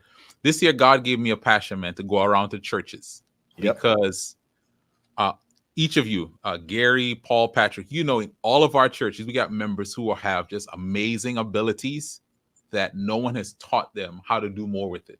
Right. Okay. So I'll give you a story. I went to a church and I was asking people, what are people good at? And everyone pointed at this one lady. Said, this lady here can bake. She's an amazing at that. Now, you know, it's a senior lady. She's been doing this for years. And if you were to ask me, I would tell you that's her ministry. Her ministry is through food. And what I'm doing now is helping people, believers, just to figure out, how do I serve others best? Because that's my definition of ministry. Ministry is how you serve others best. It's not preaching. It's not singing, right? It's not leading out from the front. It's how do you serve others best? And for some Come down of us, just a little bit so we can see the T-shirt. Go ahead. Oh, yeah. Right Somebody's here. asking about it. Yeah, my ministry belongs in the marketplace. There we It's, go. it's simply, look, how do you serve others best? And how can you take that now and get some income from it? And that's what I'm doing. I'm speaking at churches. I'm doing training for people and helping people redefine, like, this is my ministry. You know, if you were to ask a lot of our members what your ministry is, they'll tell you their church office. My ministry is I'm a deacon. I'm an usher. That's not your ministry, man. That's not your ministry. Man, I am so happy. I've been following you from behind, and I'm gonna come down right to you, and I'm glad. There is this thing in church that you should not get paid for your talent. That's that's within. I'm gonna have no problem. That's within the Black church. Then the second thing is No. Oh, okay. I'm just. But it's okay. We'll fix it later in the. I'm sorry, Gary. Go ahead, Gary. Sorry. No, that's okay. That I understand what you're talking about. The second thing is Black people need to understand that you have to lose money to make money sometimes. There's people who, let's say, for instance, I borrow a G from Patrick and Paul, and I lose that G on something. That doesn't mean that the business failed. You have to keep on going at it. And it's just like, we as a culture don't understand that the most successful baseball player fails 7 times. In business, like Donald Trump has bankrupt 8 times and is still getting an opportunity in the bank. So the third thing that people don't understand, and I want you to tie all of this into this, is that they'll give you money for a home mortgage. They'll give you money for a car. They'll give you money for education. But when it comes to busy, it takes a bunch of hoops to jump through business, because that's where the freedom actually is. Yeah. I hope I didn't put too much on your lap, but I think you can address all of that. Let me start with the first one, where it's like, we don't think you should be paid for your talent or your ministry or how you serve others best. But unless the world changed, you got to make money somehow, right? Sure. Like you tell me, like, your kids you got 1 in college, you about to have a second in college. Man, that thing is expensive. I got 3 in college. I got 3. Right. You got to earn income somewhere. Now, if you are doing whatever it is with that talent on the side, and we've seen musicians and other people who have gifts and talents do it on the side for so long, and there's some of them who just stop because they got to make money with with something else. Right. And imagine if they could actually do more of the thing that they do best, then more people will be impacted. But if you are not getting some kind of income from it, it's always going to be minimal and at the chance of it dying. And I think for more people, imagine if we could teach those people, man, make a little income with this so you can get better with it. You can do more of it. You can help your family. And I think that's what the church, a lot of times when we talk about finances, Gary, you are so on it in terms of we need to help people with our finances.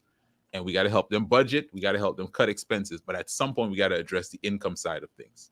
How are we going to help our members? How are we going to help believers who have oil, right? Because Elisha says to the woman in that story in 2 Kings, Go collect it. what do you have in your house? Yes. And she had oil.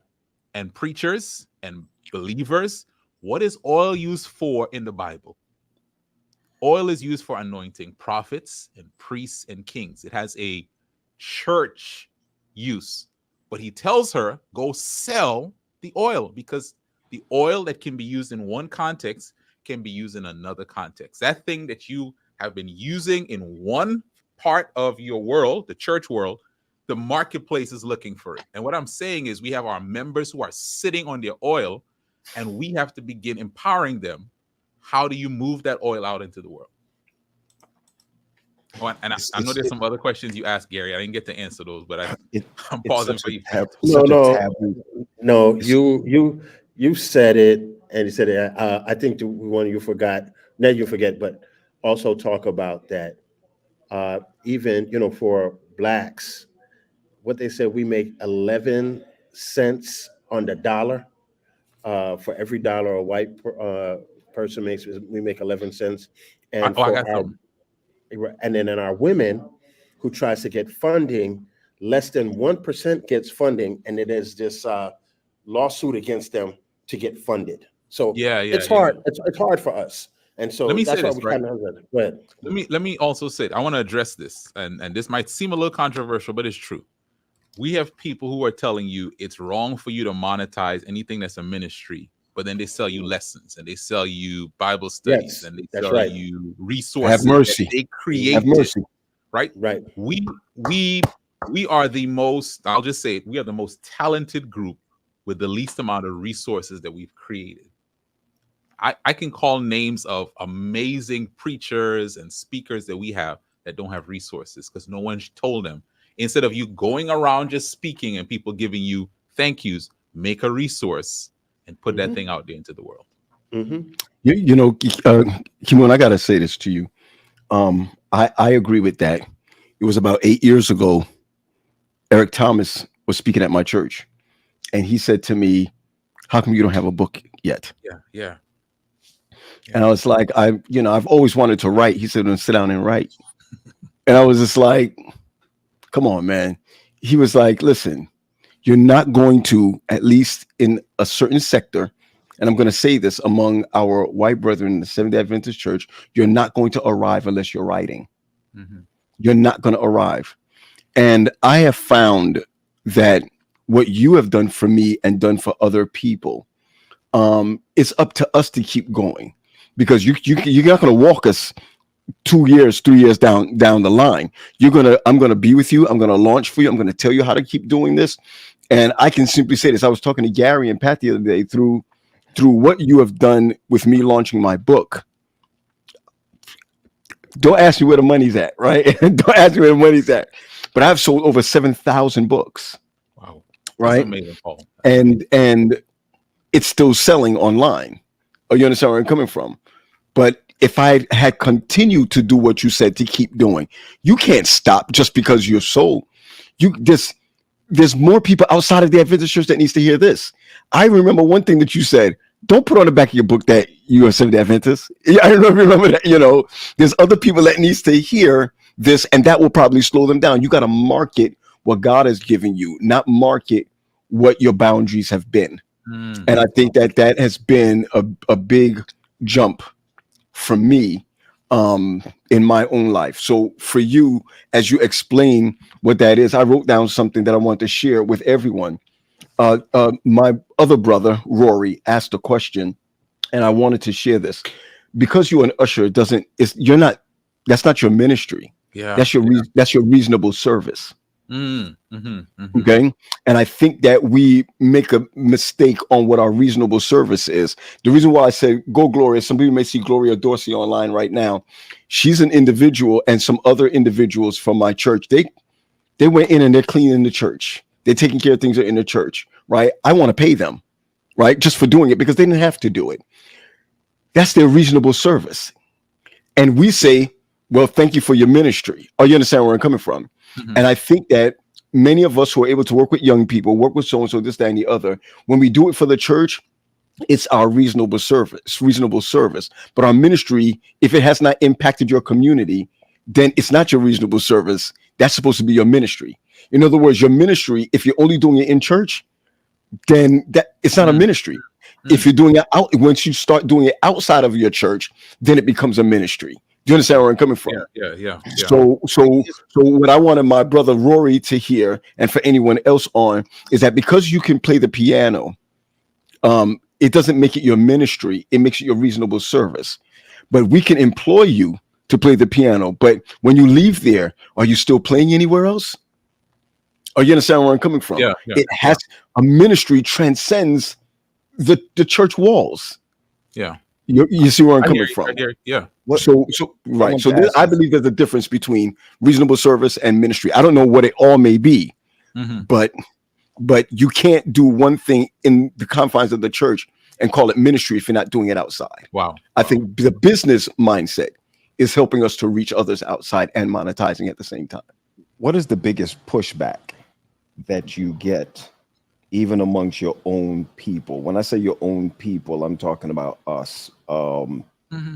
Regional conference. You're known throughout the regional conference. You're known throughout all, you have many friends. What's the biggest pushback that you get with monetizing your ministry? It's the term, right? Like money and ministry shouldn't go together. So if it's ministry, it should be free. If someone has a ministry, right? The term ministry itself, we have so narrowly defined that it is coming back to bite us. Let me tell you why I say it's coming back to bite us. If you are the only minister here, why should I do anything? Because you're the minister. You got to do everything. And Paul, Patrick, you guys know that the pastor is burnt out, the members are bored, because we've so narrowly defined ministry that there's one minister or whoever is paid as the minister, right? Secondly, we've so defined ministry that ministry is only what happens on the weekend in that slice of time when we're there for worship. That's ministry. So we can't get people to do anything else. And so when people hear monetized ministry, they immediately think, oh, you're telling me I need to pay the guy who is cleaning up. I need to pay the lady who's leading worship. They keep hearing that as the pushback. And what I'm saying is no, broaden your definition of ministry. And secondly, understand that if you want to do more of that ministry, it has to have the fuel of money behind it, which is the thing that allows you to give more of your time and help more people. And so the biggest pushback is, should we price for this? Is ministry should be free? There's all of that. And I think a lot of that comes with a lot of faulty theology. Money is the root of all evil, all of that kind of stuff. Here's the thing. In churches, we say we shouldn't talk about money, but we talk about it every week because we collect an offering. Right? We talk about it when it's time to give it. But what about when it's time for people to earn it? We need to talk about that more. And I think that's what that's my pushback to the pushback. That's my pushback to the pushback. That's a pushback to the pushback. Yeah. So I just love what you're saying. I give you a perfect example about the role of money. And Pat Paul Noah talked about this. We knew 5 years ago that Gillette was happening. Mm-hmm. And I could guarantee you 85% of our churches are still collecting money now. When you sit in board meetings from 5 years ago when they were up at Oshkosh, and I tell this story all the time. I said, look, it's biblical. When Joseph was gleaning money, food from the fields and putting it in the silos because there was a famine coming down the road, I said to them, start putting your money away for now. and we have all these pathfinders from different churches selling oranges, selling mangoes. We financially, we still don't have a plan for anything we want to do. I told Pat and Paul, I even put this on the evangelism side. Next year's Pentecost 2025. And I talked to Patrick and Paul. I said, yeah, if you're going to do Pentecost 2025, you should be reading Project 2025. And so you can balance what you're going to speak to the people. You know, and I know of you, we're over here to highlight your service. I know how methodical you are. And I've learned, I've seen you do with Phil Wesley. I've seen you do with Paul. I've seen your monetizing podcast with John and April and all of those people, and I follow them. And there is the Kimon way. So my question is, what are some of the foundations of the Kimon way? Whoosh. It's a hard question. Such a good question, Gary. You just set me up there. So I think what I would say the foundations of what I believe in is most of us, we don't take enough time to sit and figure out what's my thing. What's my thing? Not what the other person over there is doing or what they tell us we should, like, what's the thing that is my area, right? So first of all, I would say for anyone watching this, if you want to be excellent at anything, figure out my thing. I'm gonna tell a quick story from my home. I have a daughter. She's turning 20 on Monday, but she started at 15 and she was looking at some of the stuff I was doing. She's like, Dad, I don't really think I have anything. All I really kind of do is I like history. I'm Black conscious. We're like, man, let's do something with that. And so she created her own t-shirt line. And I tell you that story because I think most of us who are watching this, when I say find your thing, you might push back and tell me, well, I don't really have anything special. And I would tell you, it's the thing that you might overlook and say it's not a big deal. That's your thing, right? So just start with that. What do you have? Number two is now start developing that. How do I start packaging that in a way that people understand it? So for her, I love Black history. How do we package that? Well, people buy merchandise. They buy t-shirts. Let's put some sayings on a t-shirt because that's what people understand. And then lastly, I cannot sit on it. I have to begin now marketing it and moving it out into the world. And marketing is simply, how can I get the people who need it to begin paying attention to it? And that's what we've done. We do that in our churches. We do that in our traditional, anything that we're doing. We market to our members. I'm saying now, how do we get the people who really need what we have to begin paying attention by putting certain branding and stuff on it? Thank you for that. Right. Thank you for that. I'm sorry, Paul. I'm sorry, man. I'm sorry. Go ahead. Yeah, go ahead. No, because I'm a big business person. Something is I share with somebody something as simple as I wasn't prepared for the t-shirt you have on, right? Everybody likes that. Mm-hmm. But it's not as easy as selling the t-shirt and sending it, right? There's so much that goes on with the supply chain and marketing it. Like pleasantly, I saw my Oakwood versus Everybody t-shirt. Everybody buys it, right? Mm-hmm. And it's God forbid if you were wearing it today, somebody else is going to buy it. But come on, I was not prepared for the modest success that I was having. I mean, I went to the t-shirt company and said, "Oh, you buying more?" And I think that's another issue that we have in our community is a modest success. Like, I don't want to out Paul, but Paul had modest success selling his books. And he was like, "Oh man, I got to order some more books." Yeah. And we never thought that he had to order 2 more boxes. And because our mind was so small, even with the t-shirts, that we would not go beyond that. So you have to kind of have a balance of looking beyond your goals and financing those goals and doing what God's gift has given to you and balancing it all. And I think that's where you have come in, and I've seen the success with that. So I'm gonna stop talking after that. If you can address something Gary, the balance. Gary, listen, we could talk business all day. I think one of the biggest problems, and I'll speak for myself, if I was throwing out the ministry today, you ask my brothers, I would not lose a dime. Matter of fact, I'll make more money. But my generation has taught me, the older generation has taught me that we don't mix both.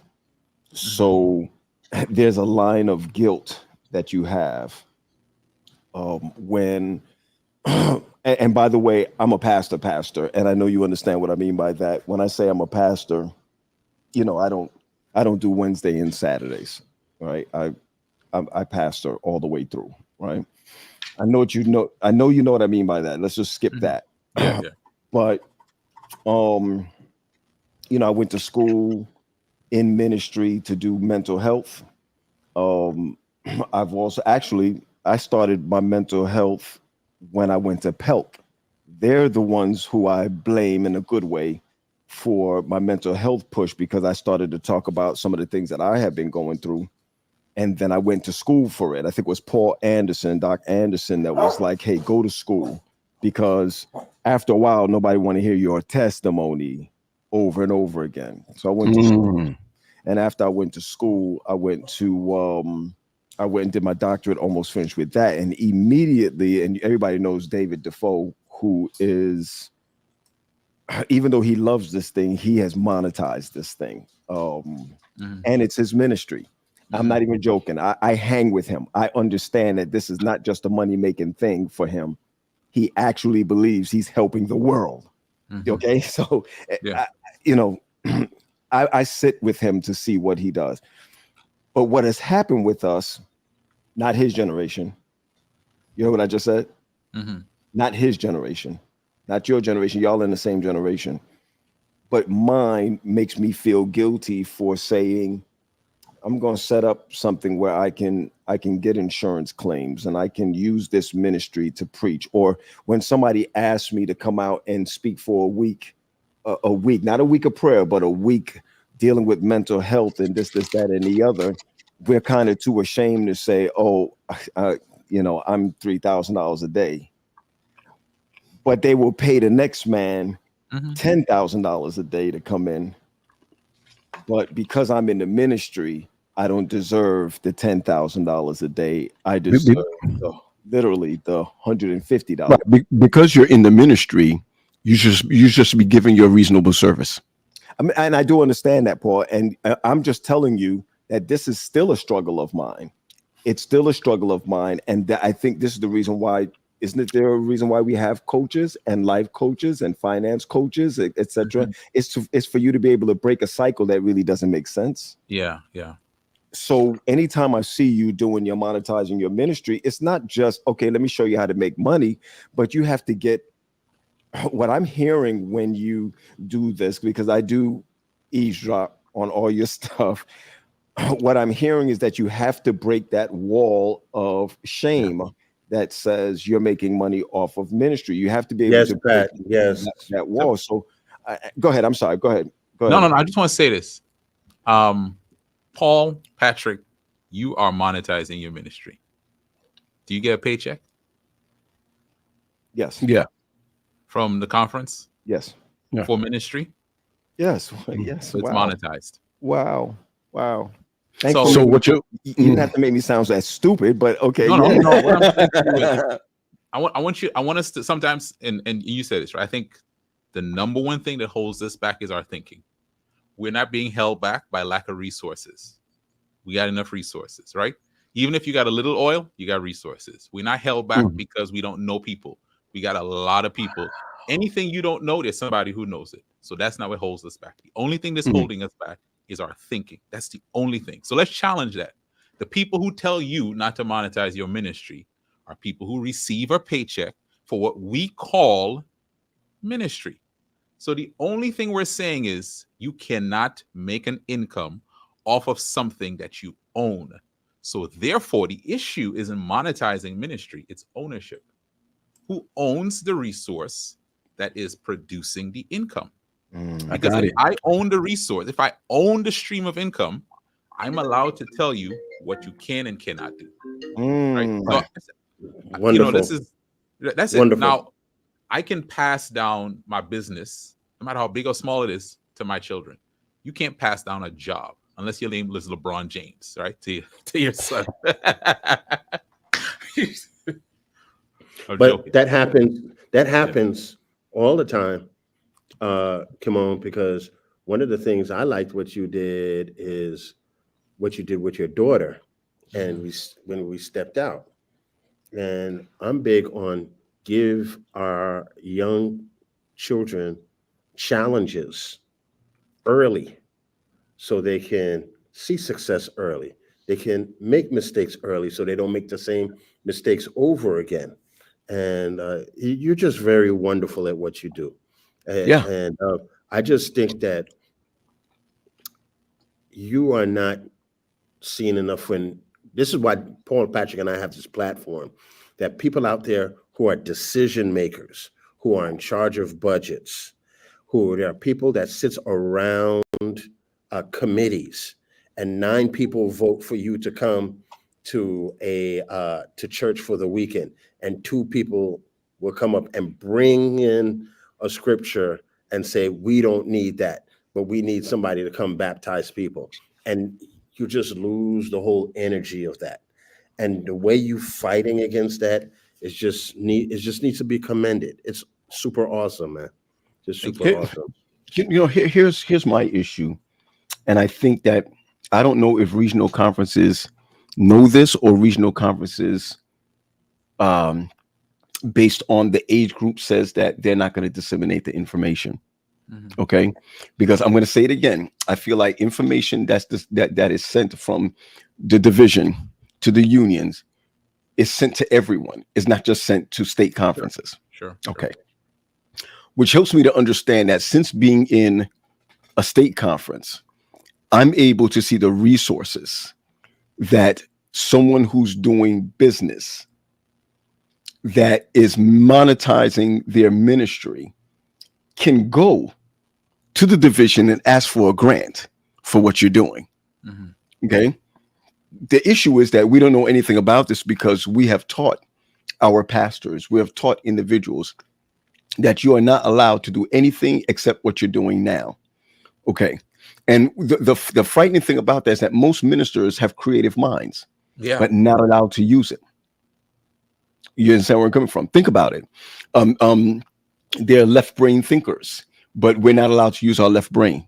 So what you're saying to us is you're not really teaching. I just want you to hear me when I say this. Why I'm proud of you in this is that you're not only teaching monetizing your ministry, you're actually teaching a paradigm shift of how we are to do ministry. You could be a pastor, and since the pandemic, your day-to-day is not the way it used to be since the pandemic. Right. You know, you have more hours. You know, more people are not coming, but they're going to come to certain things, but not so and so, whatever. So if you are at your, if you're working at your 90% as a pastor, you're now, doing 90%, you're now doing about 60%. What do you do with the other 40%? And you're saying monetize what God has given you. So take somebody like Patrick or Gary. Let's say Gary was a pastor also, and they did counseling. Are you telling me that the day that you're off, that they tell you that you need to be off, Monday is my day off, right? The conference says we want you to take a day off. You need to take the day off from that, but you don't mean you have to take a day off from your dreams. Right. You see where I'm coming from? Yeah. And I think that what we have done is we're making the mistake of saying, I'm not taking my ministry and taking siphoning from the members of the church. I'm taking my ministry and adding to the members of the church, or adding life to someone else, or doing things on the outside. And the conferences are not afraid. The conferences, they don't want you to monetize your ministry because they don't, number one, they don't want to lose power, right? Because if you have more money, you don't need them. Oh, you understand where I'm coming from? Yeah. Number two, and I will say this, sometimes you don't want to give a paycheck to someone and then they're making more than the boss. Mhm. Okay, that's another thing. Or number three, we have taught people that if you're going to do the ministry, that's all that you need to do. Because what are you doing with the people's money after that? And the thing is, all of us are 1099 workers. You're self-employed. When you were working, were you self-employed? Yeah. Okay. Right. All pastors that I know of in the North American division are self-employed unless they do something different with their conference. So that means if you're self-employed, that means that's just one piece of revenue that you're getting. Yeah. That means if I'm self-employed, that's you. If I'm self-employed, and I want you to think of it this way, right? That means that I'm contracted out with you. Yeah. Let me So jump that in here, means I Paul. could be contracted out with somebody else. Let me jump in here. My shirt says my ministry belongs in the marketplace. And here's why I'm gonna say this. Patrick, I've seen what you've put out. You were in my podcasting class. We were talking about you doing a podcast back then, and I've seen you start the podcast on anxiety. Who needs to hear that message? Only your members who show up to you Come at on. a particular church every week, or the people who log in? No. What if Patrick creates a resource, right? That resource can be a book, that resource can be a course, that resource can be whatever it is. Now Patrick has a way to now market that thing for other people who have a problem, who have a challenge, who have a particular thing that they need help with.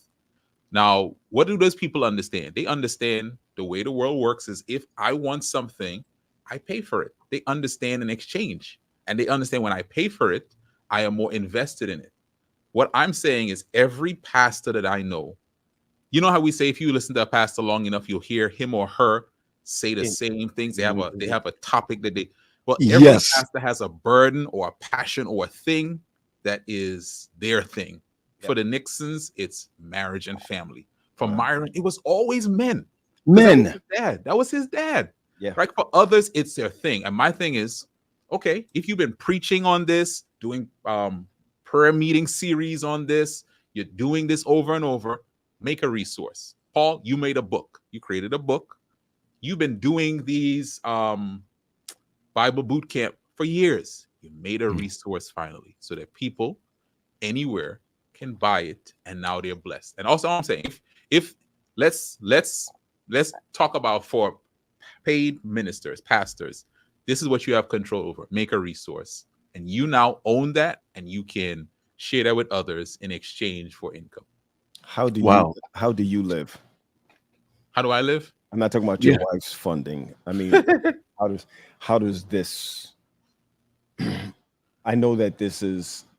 I see you glow every time you talk about monetizing your ministry, and of course that's its own currency. Mm-hmm. But how do you eat? Yeah. So it's interesting, right? My I have a few jobs.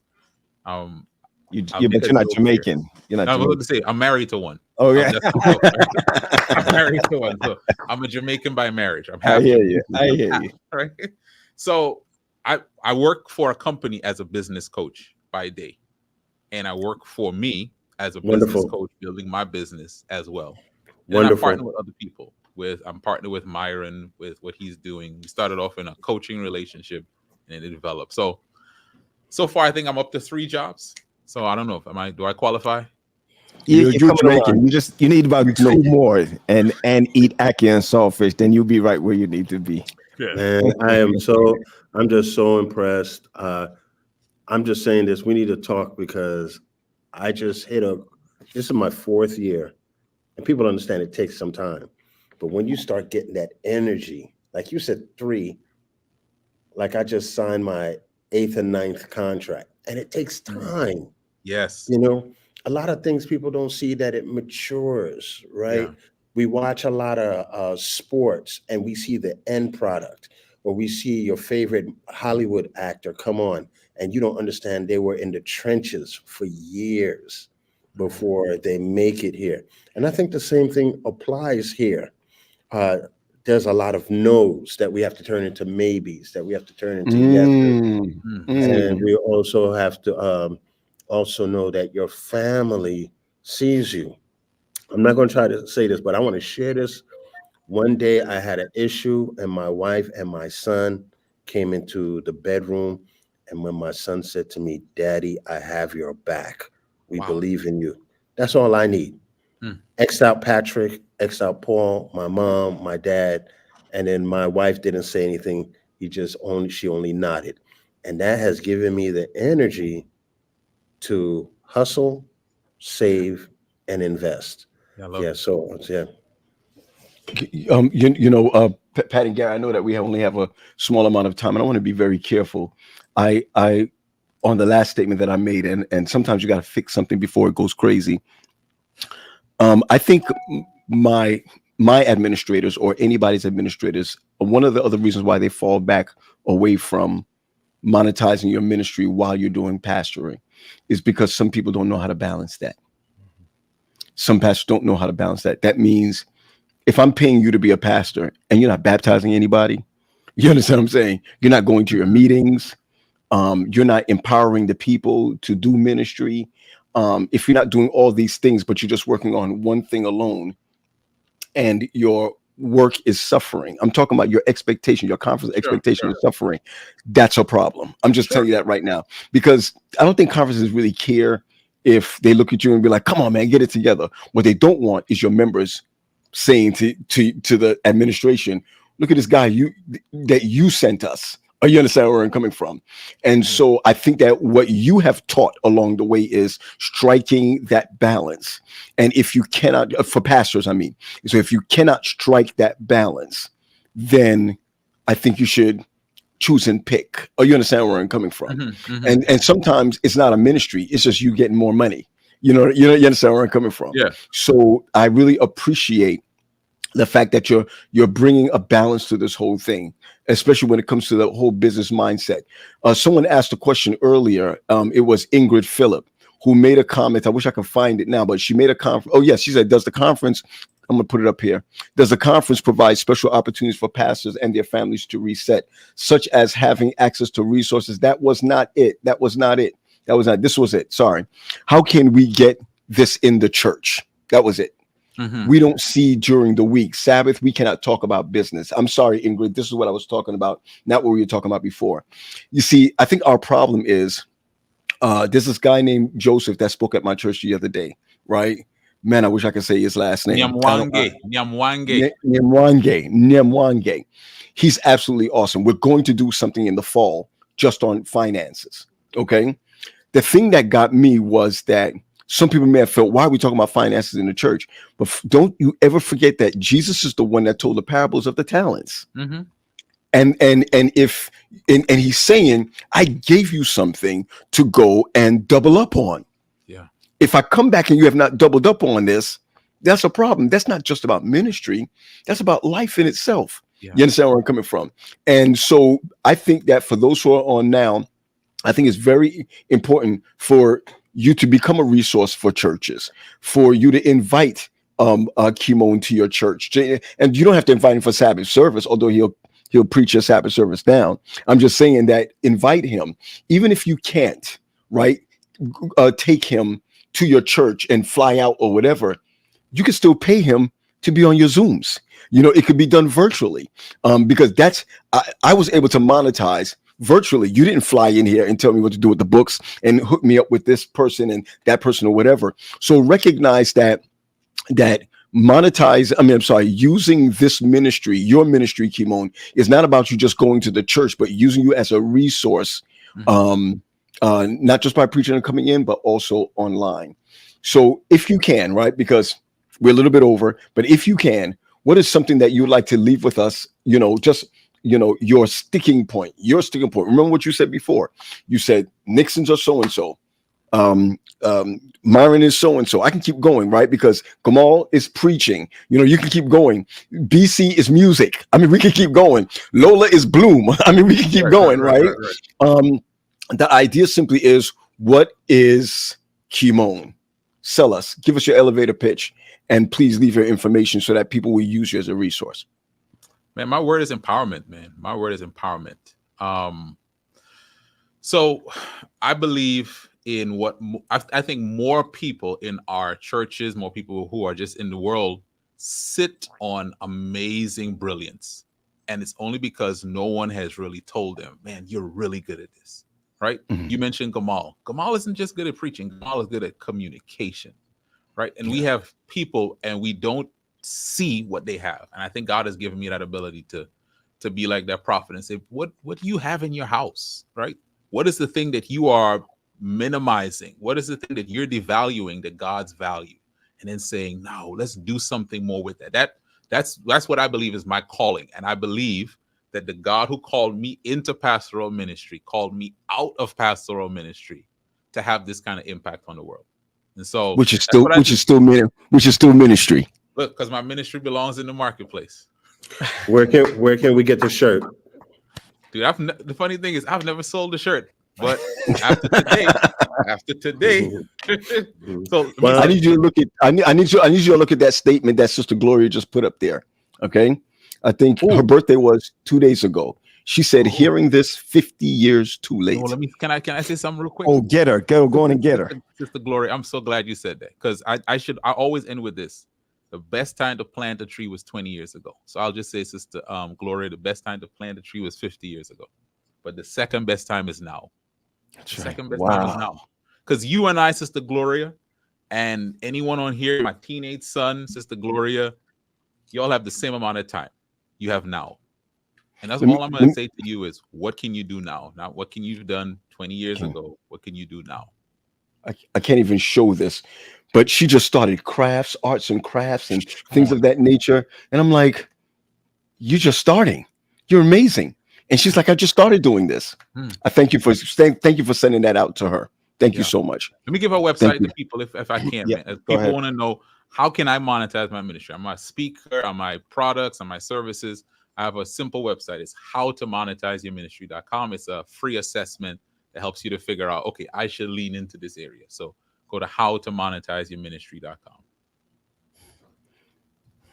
Ministry. I'm trying to find it right. How to Oh, I got it. monetizeyourministry.com. And that's a tip, right? I try to get everything that has everything that I'm doing. Monetize Your Ministry. This Juan de Cruz, my guy. And by the way, I'm going to give a shout out. My wife's college roommate, Janelle Williams, is on here. She has an amazing business. Shout out. She does. And didn't she start a couple of, just like maybe 4 or 5 years ago? I think Janelle started even before the pandemic. So yeah, I mean, I would say 2018 or even before. Wow. Yeah. She's amazing. She's amazing also. Hey, You know listen, what I man. think would be good. I'm sorry. Go ahead. Real No, quick. Pat, I think please it would go be good if we even had a show featuring just you and what you do, because Friday. I'm sorry. Here we go. I'm putting up a wall again. Friday is not a great time because now everyone is talking in about consulting. Where can we get them from? Where can we? And I think that if we had about an hour that we can just call all business owners together just to hear you and say, okay, can I get your card? Can I get what I need from you? Can I grab this? Can I grab that from you? And I think it's important for us to be able to wash one hand, one back, One hand wash the other. one hand, thank you. One hand wash the other. And I think it would be great if we can get together and just do something like that, because I'd love to. it's bigger than just talking about it. Yeah. It's huge just to be like, okay, let's go ahead and just get it done. And I think that's one of the reasons why we wanted to come together every Friday. It's not just to be able to just chat and carry on and laugh, but there's a lot among us that have these great gifts, and many of our gifts they end up being buried because we don't turn the soil. So I like that, I think it's important for us to be able to do that. And I'm with you 100%. I always follow you. I follow all your stuff. It's going to let me get a little bit more deeper into it, based on the time now that I will have to be able to say, okay, let me get back into the studio. Let me get back into podcasting. Many of those people who follow me on podcasting, because you had done it with me earlier, they're not Adventists. There are people who are struggling with their mental health issues. There are people who are struggling with anxiety, struggling with depression. And many people are asking me, do you have a Cash App? And I'm like, well, I'm not selling anything. They're like, no, you're giving us information that we're thankful for. Mm-hmm. And I've never even thought about it, that there are people who will give because it's set them free, or it's given them the idea that I can be healed from this, or I can manage this well. And so again, today I've chosen to, based on listening to you, I've chosen not to be ashamed of putting the Cash App out there, or saying, hey, this is the way I'd like to monetize what God has given me. This has truly been a blessing today. It was definitely a blessing. And again, man, listen, I want to thank you for joining us. And sorry that it was like 42 weeks late, but thank you for joining us. Thank you, man. Thank you. Again, happy birthday to you guys, man. And you guys are doing an amazing job. I'm glad Snack Time with the Grahams is back. I am. I got you. Hey, listen, man. Pat, get him out of here, because we don't like dark skin looking good men either. We don't like guys with money around us. That's right. That's right. Favorite.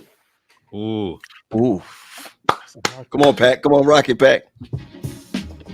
So we were in youth ministries together. We were no, I'm just kidding. Okay, go ahead. Listen, we haven't hooked up yet. Come on. So it's not you then. So we know it's not you then, Gary. Now listen, I'm gonna call the MVP, man. Windy. That's my favorite. I knew it. Patrick, you got to understand, Janelle, his wife, they're all from Stony Brook. Gotcha. They from the same crew. They none of us. He went straight to Windy, Paul.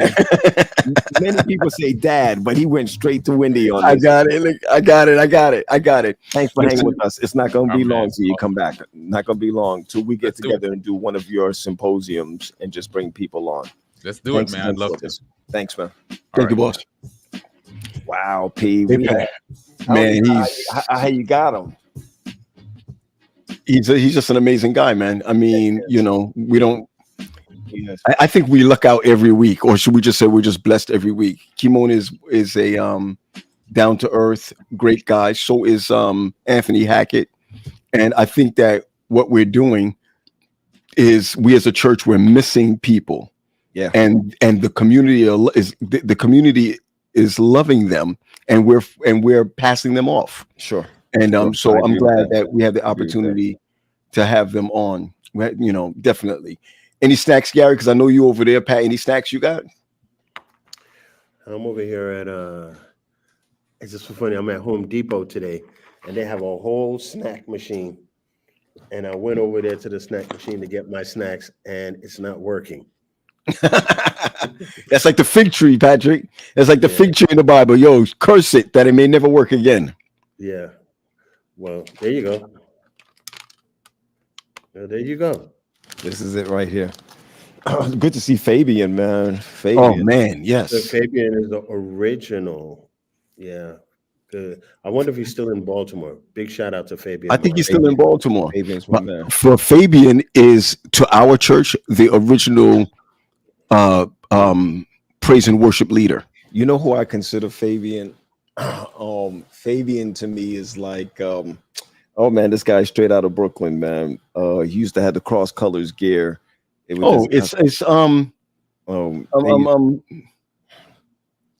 Hezekiah Walker. Every time I see him, I just think of Hezekiah Walker. Well, we grew up with Fabian. Yeah. But another thing, Fabian, he has not aged. Yeah. He's in Waldorf. Okay.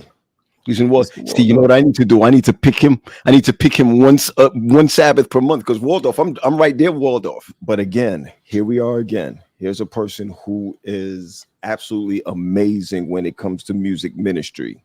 Here we go again, right? Monetize your ministry. Yeah, are you going to pay? If he's in the house, you're going to have a blessed good time. But I don't think, here's my thing, and we could talk about this forever. You go to school with somebody, you grow up with somebody, and then they get in charge of a budget, right? And then me, who wants to get into that budget. So like Fabian, he brings down his price a little bit. Budget meets Fabian for Fabian to do things over and over again to get exposed for the next letter or for the next, because everybody you see on TV don't make $1 million. Right? I agree. Right. But the fact that they're, like I offered somebody this week to get residual income instead of a lump sum of income is what I call the Lion King deal or the Forrest Gump deal. So Tom Hanks did not take the whole money. He took the residual income. Sure. And so sometimes you have to balance what you're getting in because, you have to eat. And let's say Fabian goes to Paul's church every first Sabbath, Sure.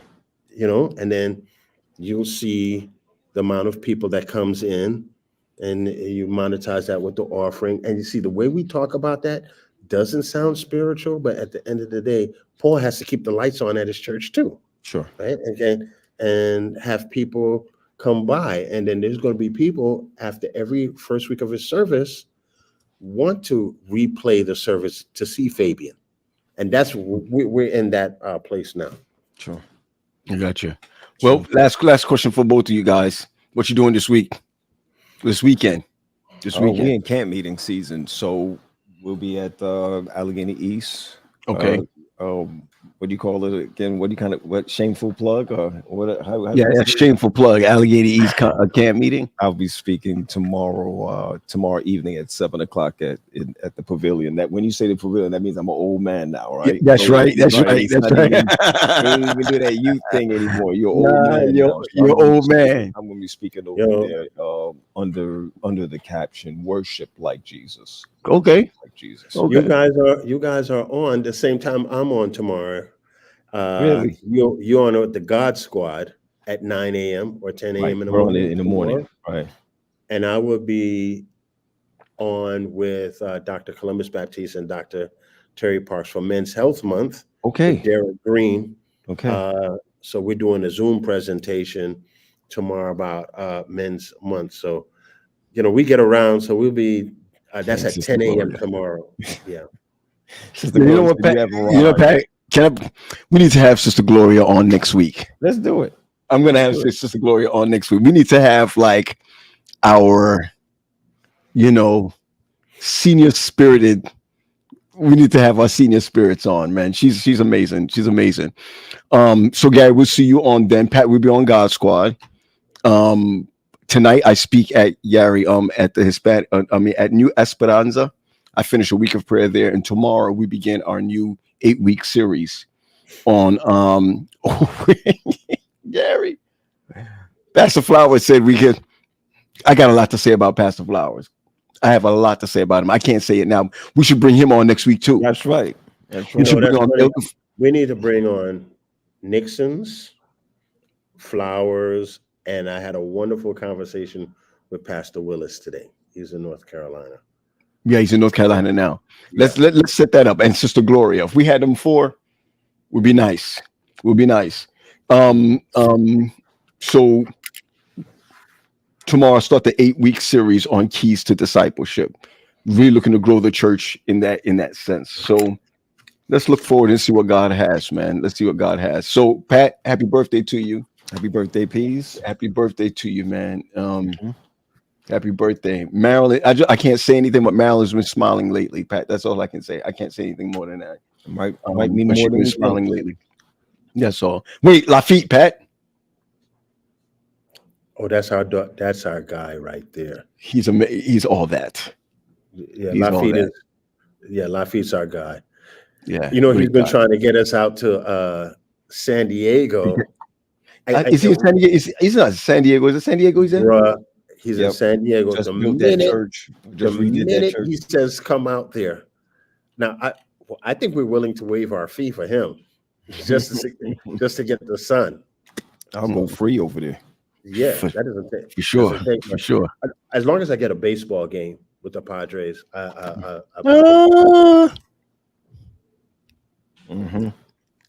Sounds good. Sounds good. Yeah. Hey, Pat, I want to close this off, man. I got a new way of closing us off. You ready for it? Go ahead. All right. Just get me on the onesie. Get me on the onesie. All right. Go ahead.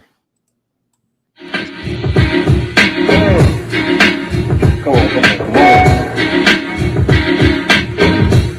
Here we go. Good night.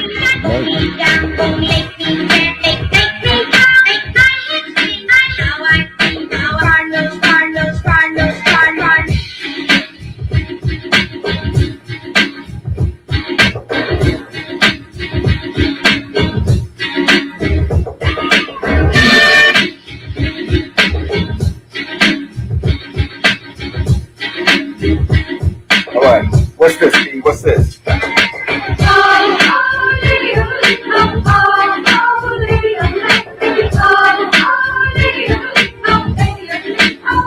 on, one more time.